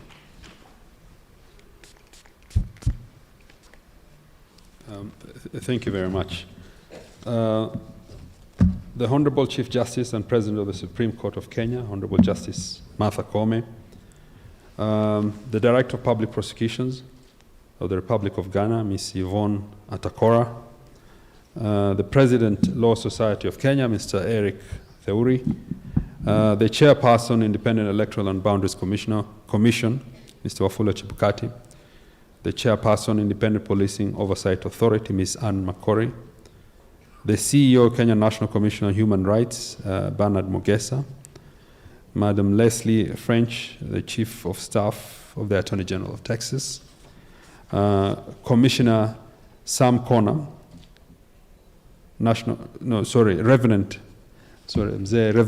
Kobia, the Chair, National Cohesion and Integration Commission, the Chief Executive Officer, Witness Protection Agency, Ms. Jedida Wakonyo, Director General Communication Authority of Kenya, Mr. Ezra Chiloba, Representative of the Chief Executive Officer, Ethics and Anti-Corruption Commission, Mr. John Lolkoloi, Representative of the Inspector General of the National Police Service, Mr. Nyale Munga, Chairman of the Kenyan section of the International Commission of Jurists, Mr. Prota Sande, Mr. Marcus Green,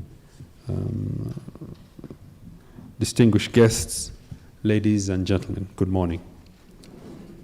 I had paused a little bit after mentioning Marcus, and I wanted to make a joke, but I remembered the Will Smith incident, so I think I'll skip. He did kill some names here. It is Victor Mule, not Victor Mule. Mule, not Victor Mule, but Victor Mule. With that, I just wanted to make sure that everybody is awake. I'm honored to welcome you all for this 4-day workshop on election and related offenses, which is in conjunction with the launch of the Odpp Compendium on Electoral Justice. May I, with deep gratitude, recognize the presence of our international guests, Honorable Yvonne Atakora, Director of Public Prosecutions, Ghana, Mr. Kofi K. Duodu from the Electoral Commission of Ghana, who is here with us, Ms. Monica Chipanta Mwansa from the National Prosecution Authority of the Republic of Zambia, and Leslie French and Alicia Jackson, representatives from the Office of the Attorney General, Texas, USA, for taking time off their busy schedules to join us for this training. Allow me to thank the Chief Justice and Chair of the National Commission of the National Council on Administration of Justice for her leadership and for gracing this occasion and nominating judicial officers to attend this training. Equally, I recognize the presence of my colleagues and friends from the key government institutions and civil society for joining us this morning and nominating officers from the institutions to participate in this ODPP inaugural training on election offenses for effective delivery of electoral justice in Kenya. We further recognize and appreciate the 100 participants drawn from the Communication Authority of Kenya, EACC, IAU, that's the Internal Affairs Unit of the National Police Service, IEBC, IPOA, the Judiciary, NCIC, NPS, ODPP, and the Witness Protection Agency, among others. Unequivocally, this forum has brought together various stakeholders across the justice sector, a clear and present demonstration of our shared vision and commitment to ensure free, fair, and transparent elections. As stakeholders in Kenya's electoral process, we remain jointly accountable to the citizens for the security and credibility of our elections through the execution of our respective mandates. In this regard, I take this opportunity to recognize the individual efforts and proactive strategies adopted by all stakeholders, which are all geared towards the common goal of ensuring just, free, fair, and credible elections in Kenya. We recognize that we are independent institutions, but are interdependent of each other. And this exercise demonstrates. We want the few hours that Kenyans queue to vote to usher a peaceful 5 years and not a turbulent 5 years. It's those few hours that will determine the future, and only through integrity and collaboration can we achieve a Kenya that will be peaceful and prosperous. I'm sure we all want to be associated with a democratic dispensation that is certain and produces results that will all make us proud of being Kenyan.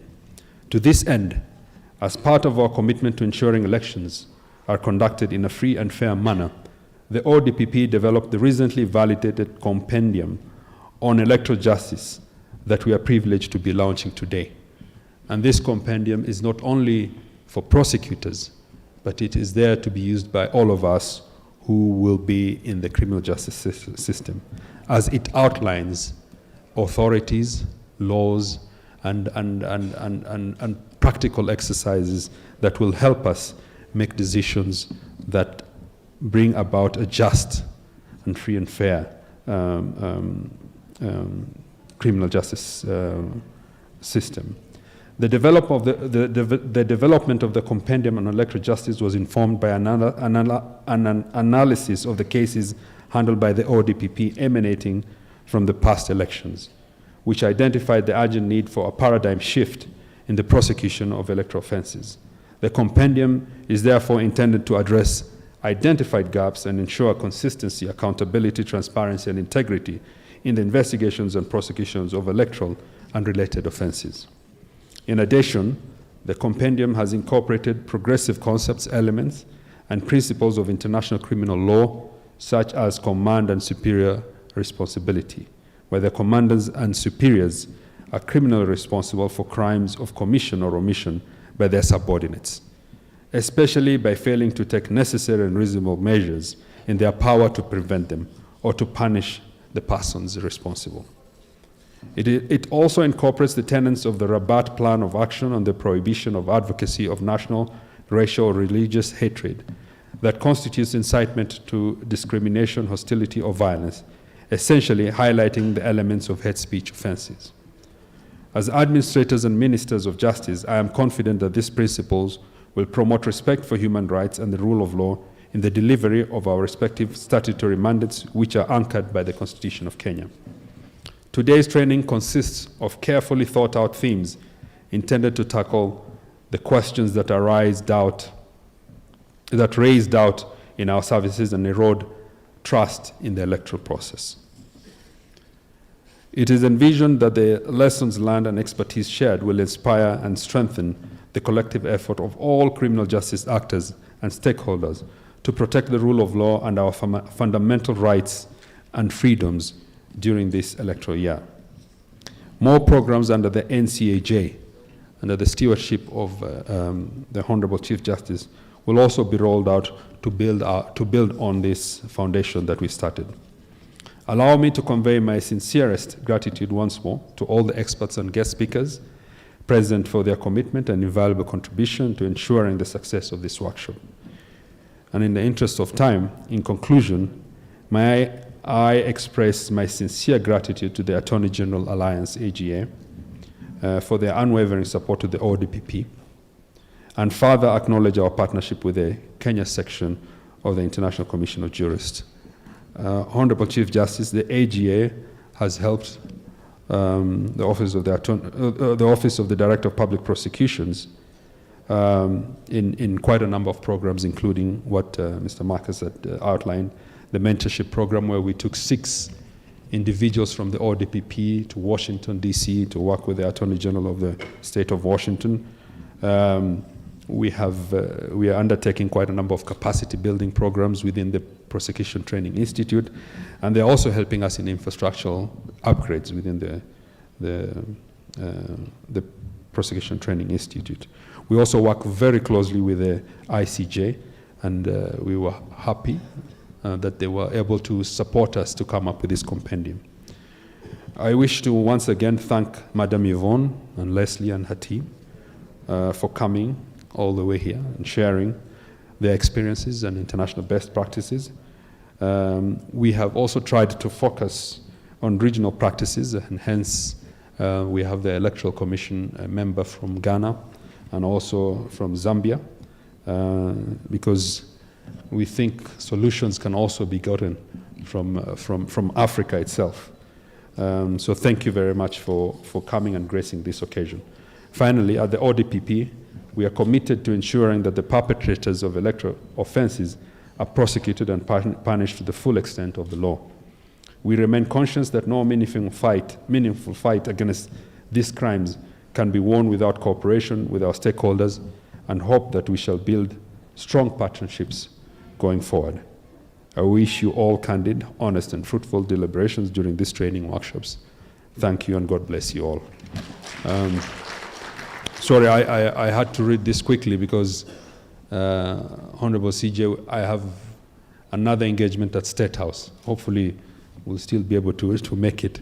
So I was trying to go through this very quickly. But before I call upon the Honorable Chief Justice, I will ask my colleague, the DPP Ghana, to come and say a few words. Karibu.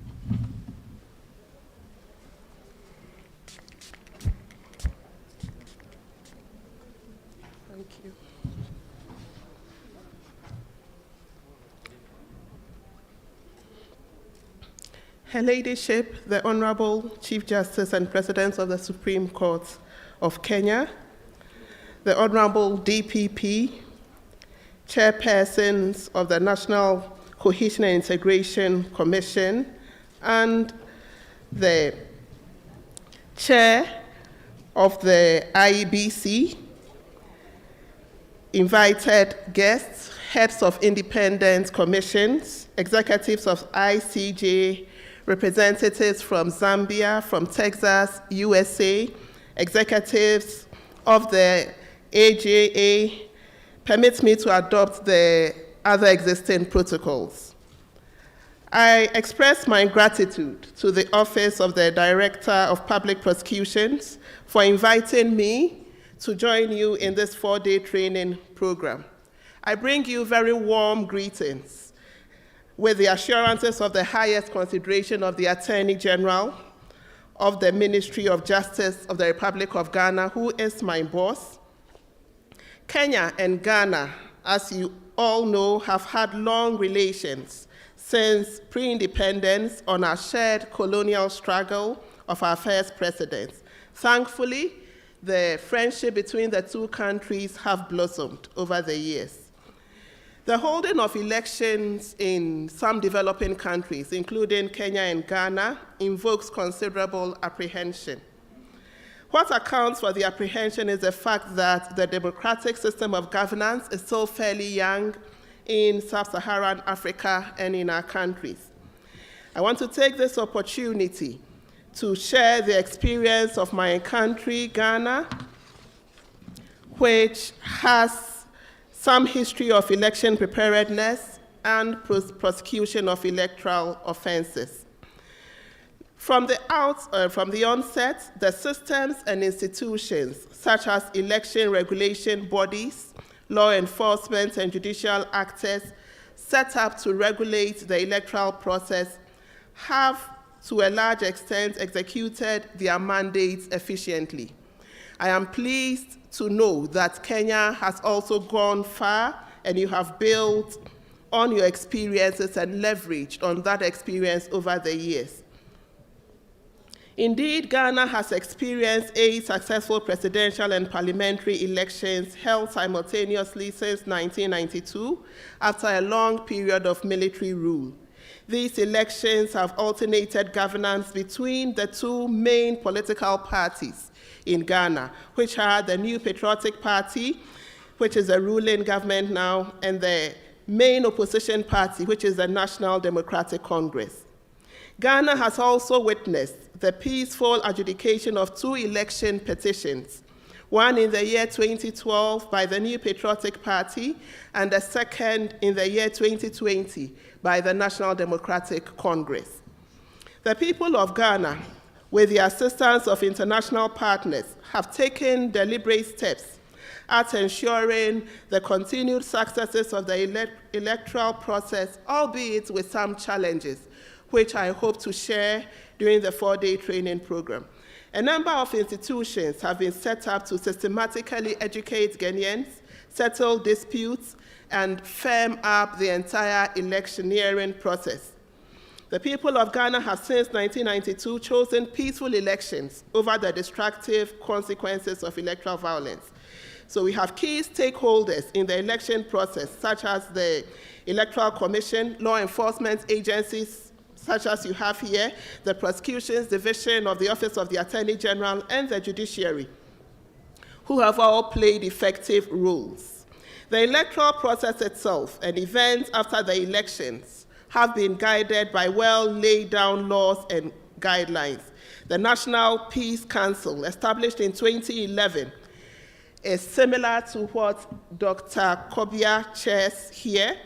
It is an institution set up by legislation as an independent statutory national peace institution with a core mandate to prevent, manage, and resolve conflict, and to build sustainable peace.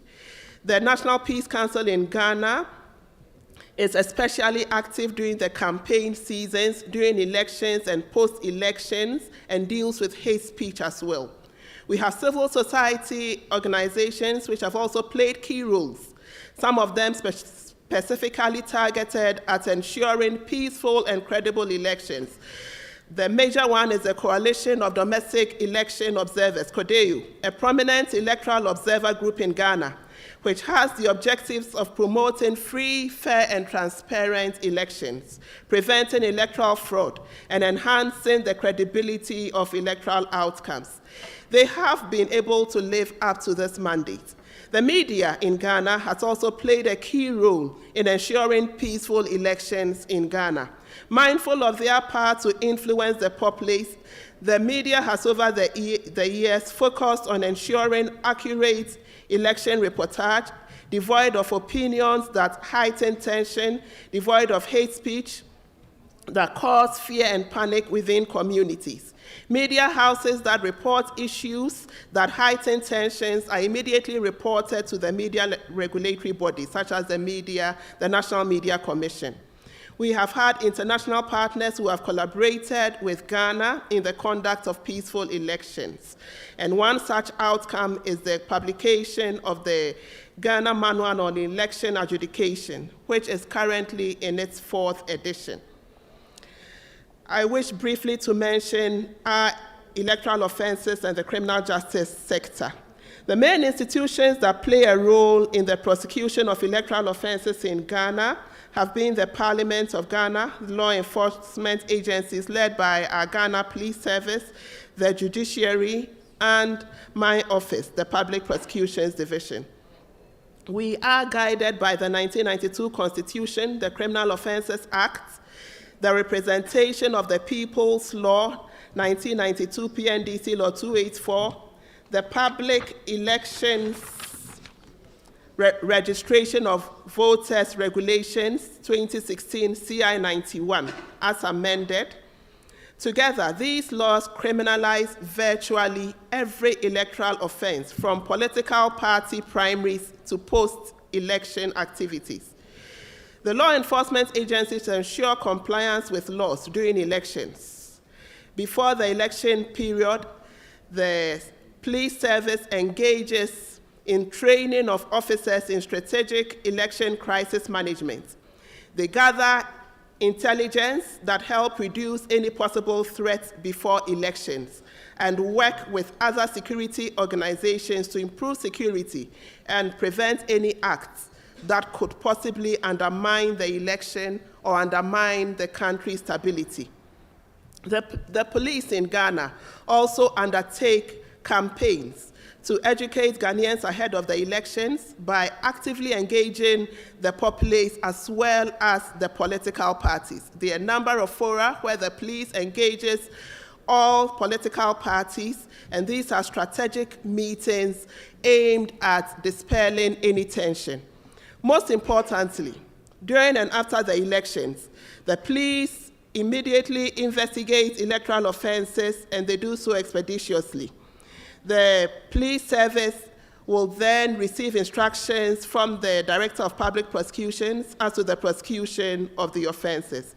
I've already indicated that the initiation and conduct of the prosecution of electoral offenses in Ghana is the sole responsibility of the Attorney General and the Director of Public Prosecutions. We prosecute these offenses in the district courts, the high courts, or the circuit courts, depending on the kind of electoral offense and the jurisdiction of the courts. And then the parties can appeal to the highest court, which is the Supreme Court. The judiciary, being the final enforcers of justice, have shown significant commitment to the adjudication of electoral offenses, and they have introduced a manual on election adjudication in Ghana. This was first published in November 2008. The manual sets out the criminal jurisdictions of the various courts as well as the relevant election legislation and case laws. There is one available online. I've also taken a look with keen interest at the manual published by the Odpp of Kenya, and I sincerely commend Kenya for this initiative. I noted that it contains a lot more guidelines than we have in Ghana, and I've taken a cue to implement what we don't have in our office. As we all well know, despite our sincerest efforts to ensure smooth and incident-free elections, we unfortunately will always have electoral offenses. And it is these offenses that must be prosecuted in order to ensure the integrity of the electoral process. Ghana has witnessed electoral offenses committed by voters, election officers, law enforcement agencies, and sometimes electoral candidates, party foot soldiers, and political activists. In our country, the most common election offenses have been election day offenses, which occur at the polling stations. Example, stealing of or tampering with ballot papers and ballot boxes, unauthorized voting, and unlawful interference with the electioneering activities of other persons, some of which have led to election day violence. There have also been offenses committed at coalition centers after election day. The main offenses at these centers include obstruction of election officers, prevention of election by force, and falsification of returns. During the 2020 general elections, for example, when the results of one district, which is the Techiman district, were declared at the collation center, a section of the supporters gathered at the center alleged that the elections had been rigged. This led to attacks on security personnel and officers of the Electoral Commission at the offense. There were reports of gunshots from the irate mob. 8 civilians were unfortunately wounded from stray bullets. This case was investigated by the police and is currently being prosecuted. In the last general elections, we had violence erupting after declaration of results, and in some cases, firearms were used. Again, the police investigated the violence, and my office charged 2 accused persons, including the newly elected MP for the area, for an electoral offense. The case is currently being prosecuted, and the accused persons have been committed to stand trial at the High Court. We have a prominent case, which I will discuss later because of time, which currently is ongoing. It's our most prominent case involving a certain MP. This is not the first. We have a number of MPs who are standing trial in Ghana for election offenses. Now, what have been our main challenges? Very briefly, the perception of bias of state institutions, such as I've listed above, like the Electoral Commission, the police, the prosecutors, and judges. This mainly comes from losing parties who suspect that these institutions may be tools of the winning party. Lack of cooperation from witnesses due to the delicate political atmosphere. We also have the institutions, which are the prosecutions and adjudication of electoral offenses bodies, which are normally overburdened. We have other serious cases already being prosecuted, and when there are several election offenses, this normally overburdens attorneys. The tendency of political parties to politicize state institutions involved in the election process is also a challenge. What are the lessons Ghana has learned and which we hope to share with you? Effective and expeditious investigation of electoral offenses are critical to ensuring peace and election integrity. It is important that as soon as the offenses are committed, that the law enforcement agencies investigate promptly so that dividing attention is immediately quelled. It is also important that the integrity of the electoral process is maintained. Now, once the integrity of the electoral process is maintained, it leads to compliance with the law and reduces instances of offenses. It is also important that Kenyans, Ghanaians, and other African countries trust in the rule of law and trust the institutions of law established to resolve electoral offenses instead of resorting to violence. In the last election, the last 2 election petitions, I remember the present president who lost the election, the 2012 election, and had to resort to the election petition at the Supreme Court. He lost the election petition, and to paraphrase his words, he said, "I disagree with the results, but everything in me has learned to uphold the rule of law, and therefore I accept the decision of the Supreme Court."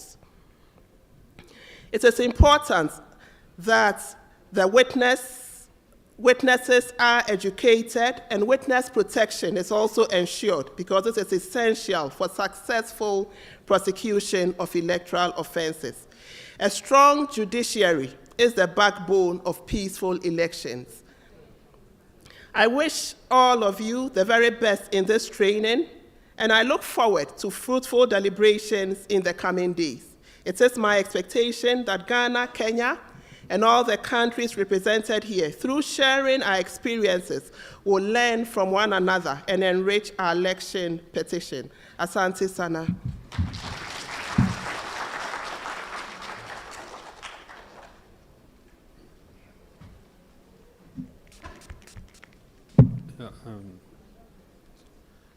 I now have the honor to invite the Honorable Chief Justice.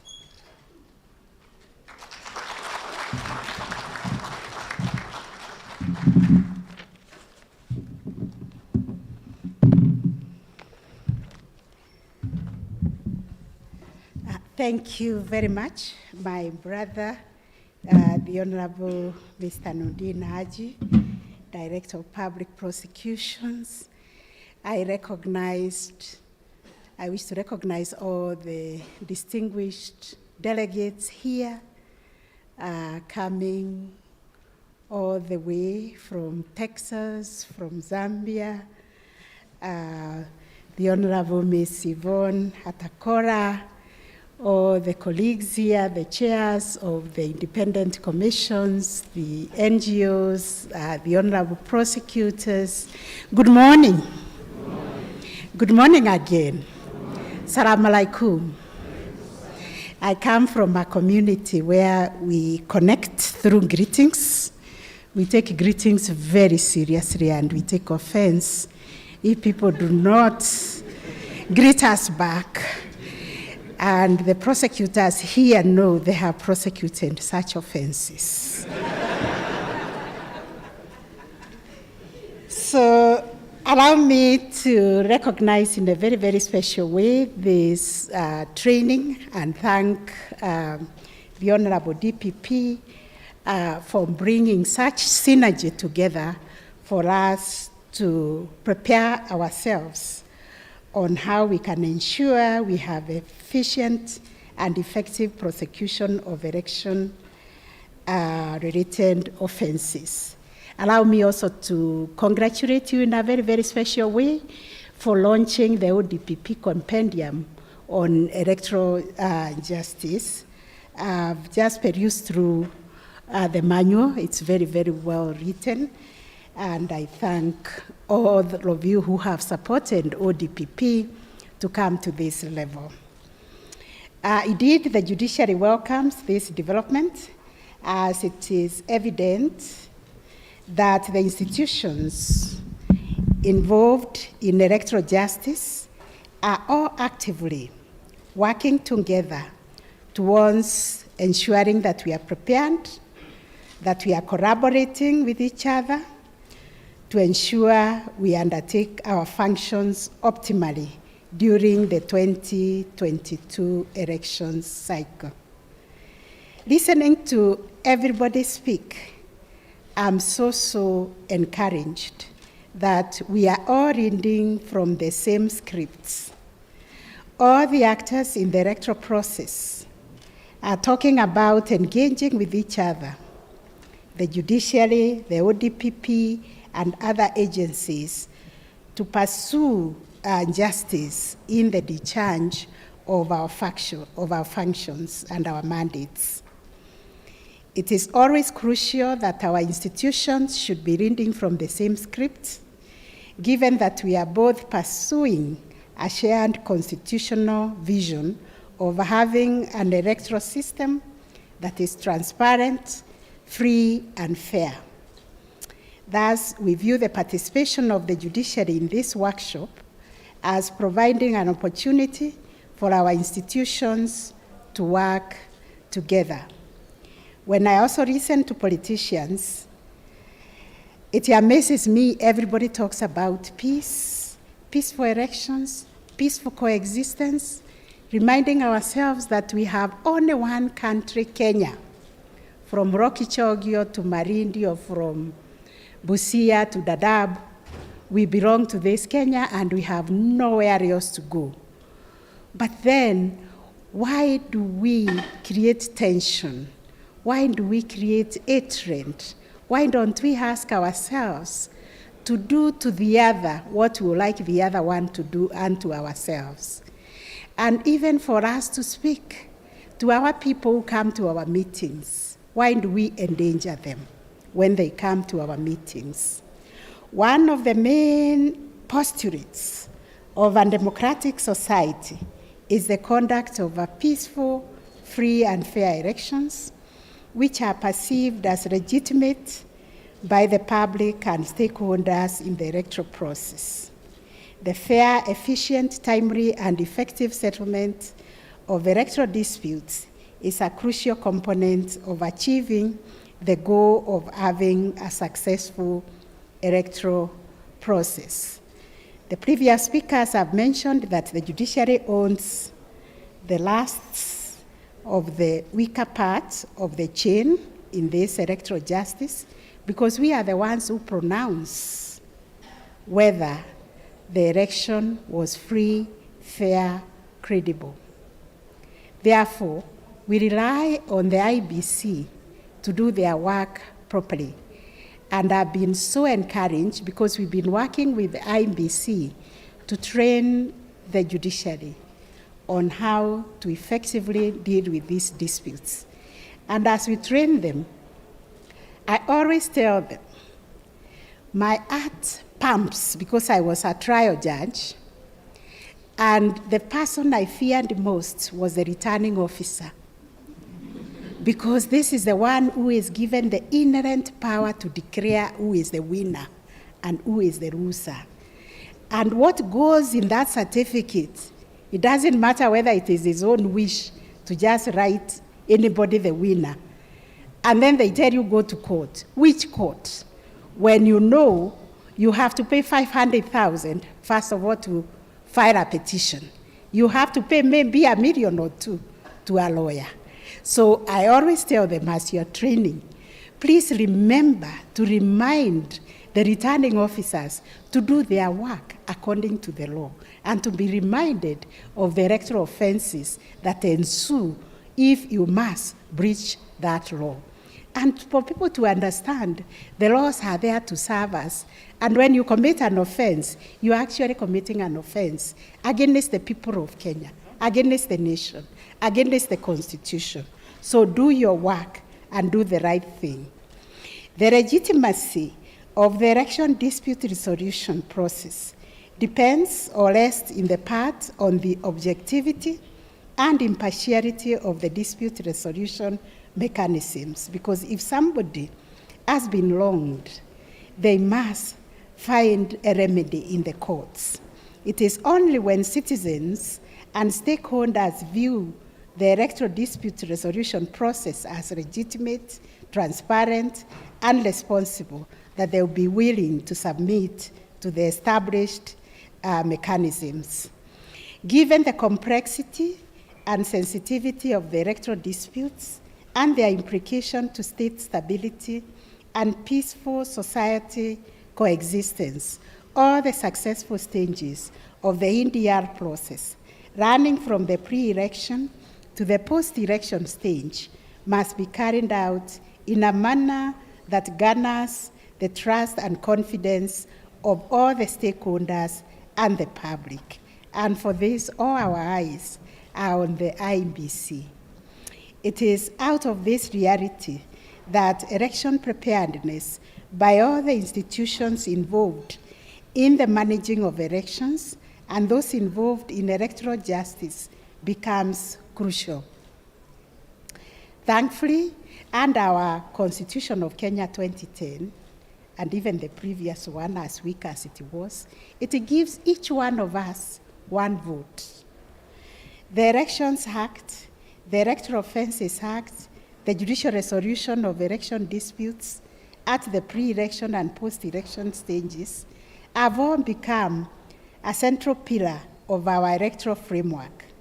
This demands that the judiciary and other institutions involved in the electoral justice arena, like our Odpp, ought to ensure their readiness, including through ensuring that their officers are equipped with the requisite skills, knowledge, and competencies to ensure that they can perform and discharge their mandate optimally.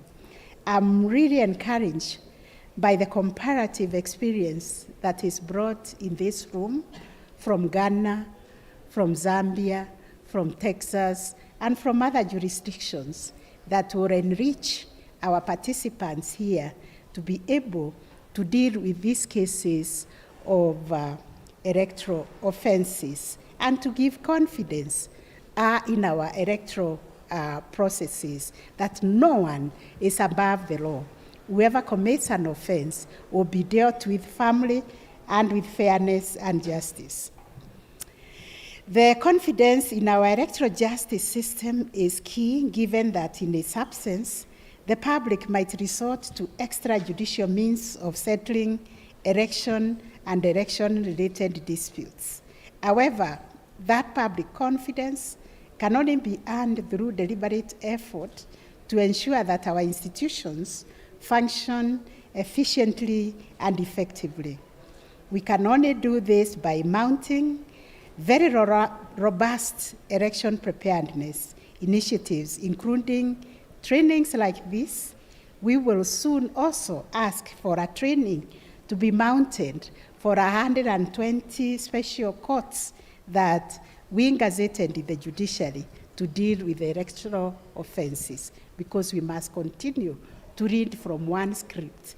When a prosecutor is empowered, knowing all the rules in the electoral law, it doesn't make sense if they are appearing before a magistrate who has no clue on what is a kimskit or what is an electoral offense. So we must move in tandem. Just like the Odpp, and as I have said, we are enhancing our election preparedness. Our committee on the judiciary training on elections, we call it JCE, has been there. This is its third cycle now, and we have been implementing a very comprehensive preparedness work plan to ensure that the institution is positioned to discharge our mandate optimally. We have already embarked on training of judges and judicial officers on electoral offenses and connected matters. With respect to electoral offenses, as I have mentioned, on 25th February 2022, I gazetted 120 magistrates to serve as special magistrates to hear and determine matters relating to offenses under the Election Offences Act. I think you should clap for that. All over the country, wherever these offenses are committed, there is a magistrate ready to hear it, and they know it should be given priority.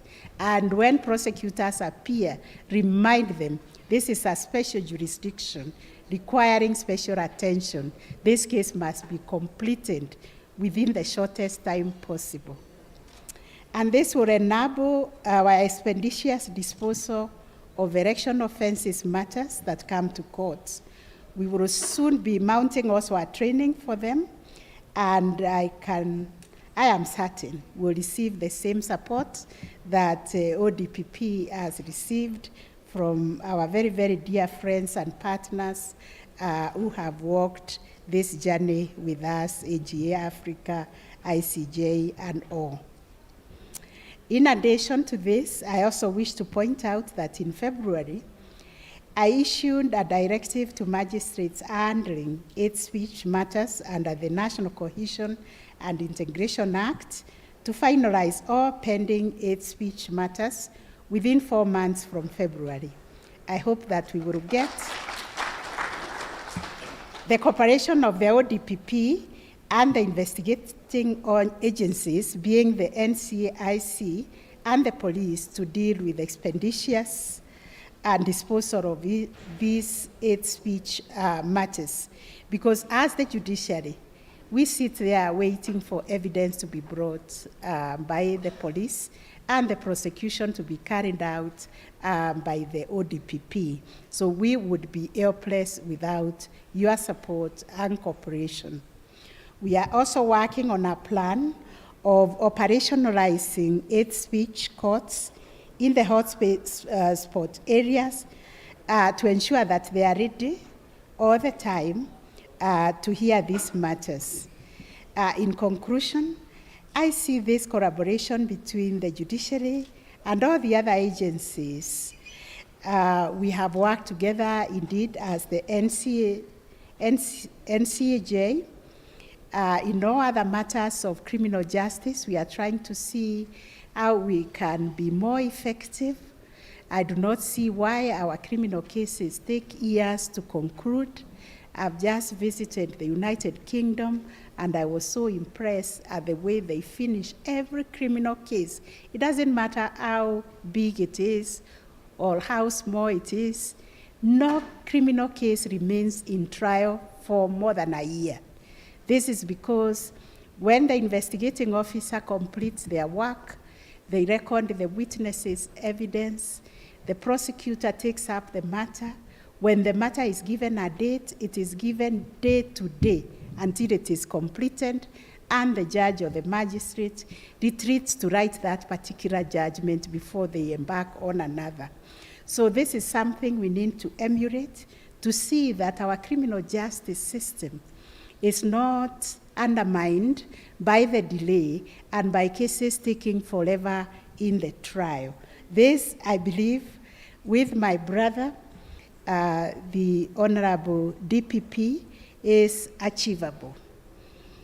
I therefore round the ODPP for this very, very special training on election preparedness and sensitization on how to ensure that we are efficient in the prosecution of election-related offenses, and that it will contribute to the protection of our democracy and the rule of law.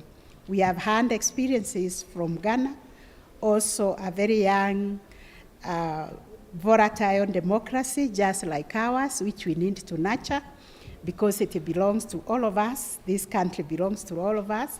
And we all have a responsibility to ensure that we do what we are supposed to do to maintain peace, order, and security.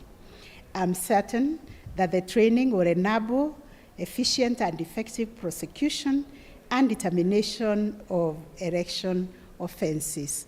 I take this opportunity to wish you great time here, great deliberations, and definitely all of us are looking forward to a very, very efficient prosecution of election offenses. And I wish you all the best. God bless you, and God bless Kenya. Thank you very much.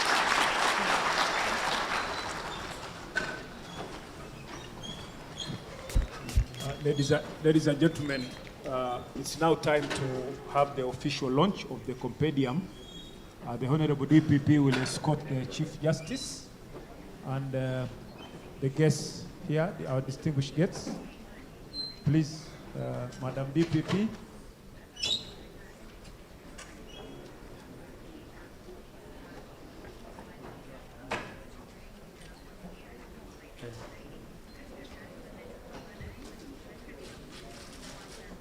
As you know, the Compendium consists of what the election offenses are and also the SOPs. So it's part of the ODPP's role in enhancing public faith in the criminal justice system. So Honorable DPP and the guests, please, you can proceed.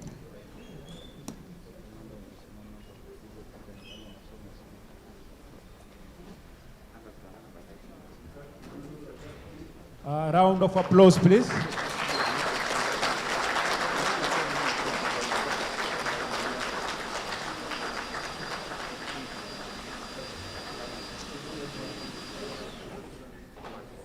Thank you so much.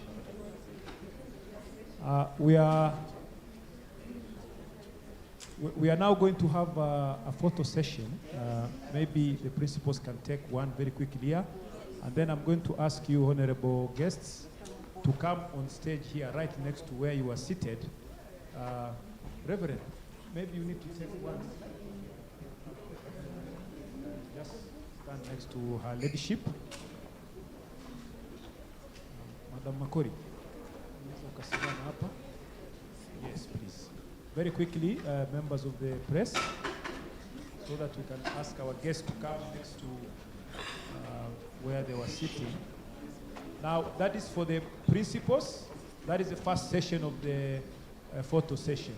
Then we are going to ask our main guests, together with the members of the front bench on those red seats.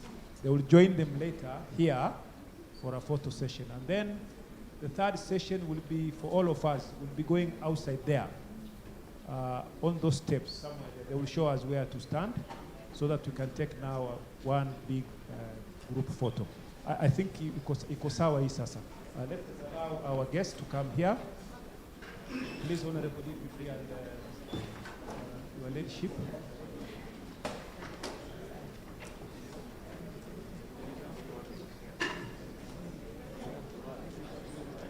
One more announcement, please. After the group sessions, the photo sessions, we will have our refreshments served on the outside here. We can access it using the other side. So there'll be tea here and some snacks on the left side where I'm pointing. I think we can also use this door here for accessibility here. So members of the front bench, I hope you are all here. The red front bench. Thank you very much. Now we can proceed to have the main photo outside there. Please let us hurry up. Our guests have to run for another engagement.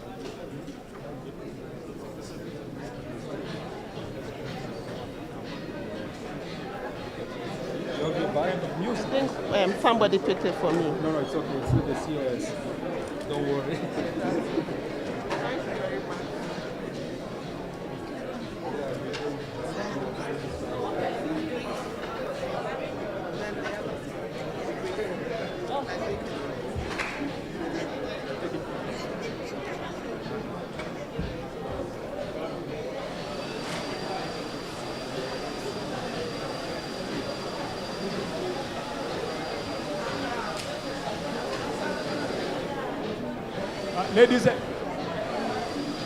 Ladies, please, let's hurry up.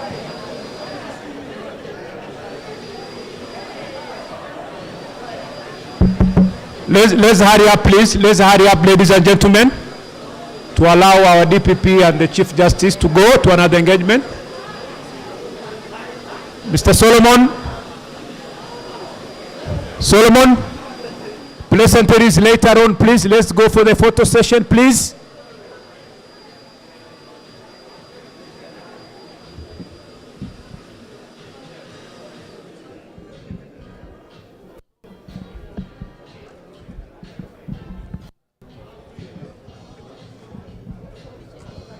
Mr. Khator. Asante sana. Karibu. How are you, man? Good to see you. Asante.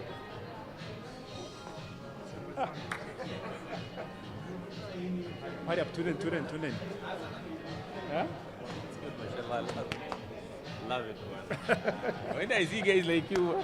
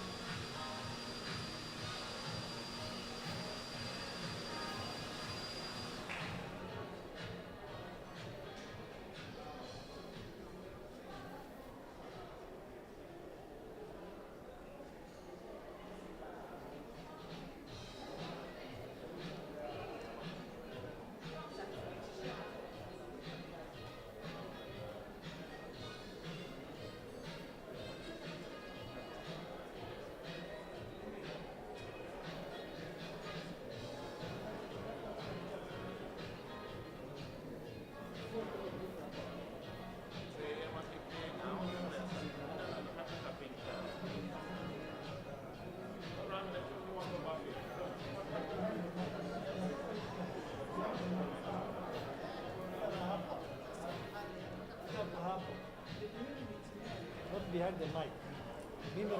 Mimi natoa speech. Yes. You see? How you see I address you?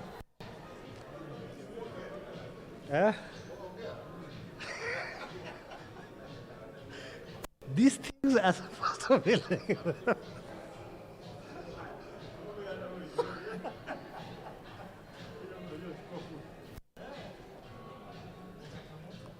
Simama hapo chini unichukue full.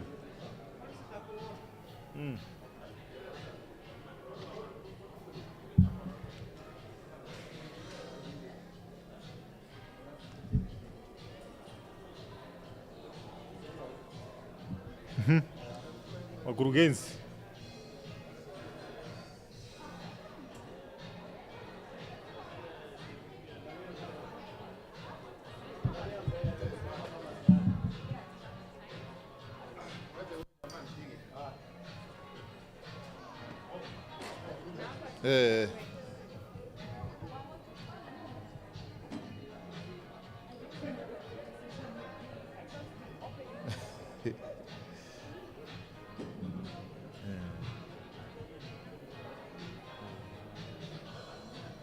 Good.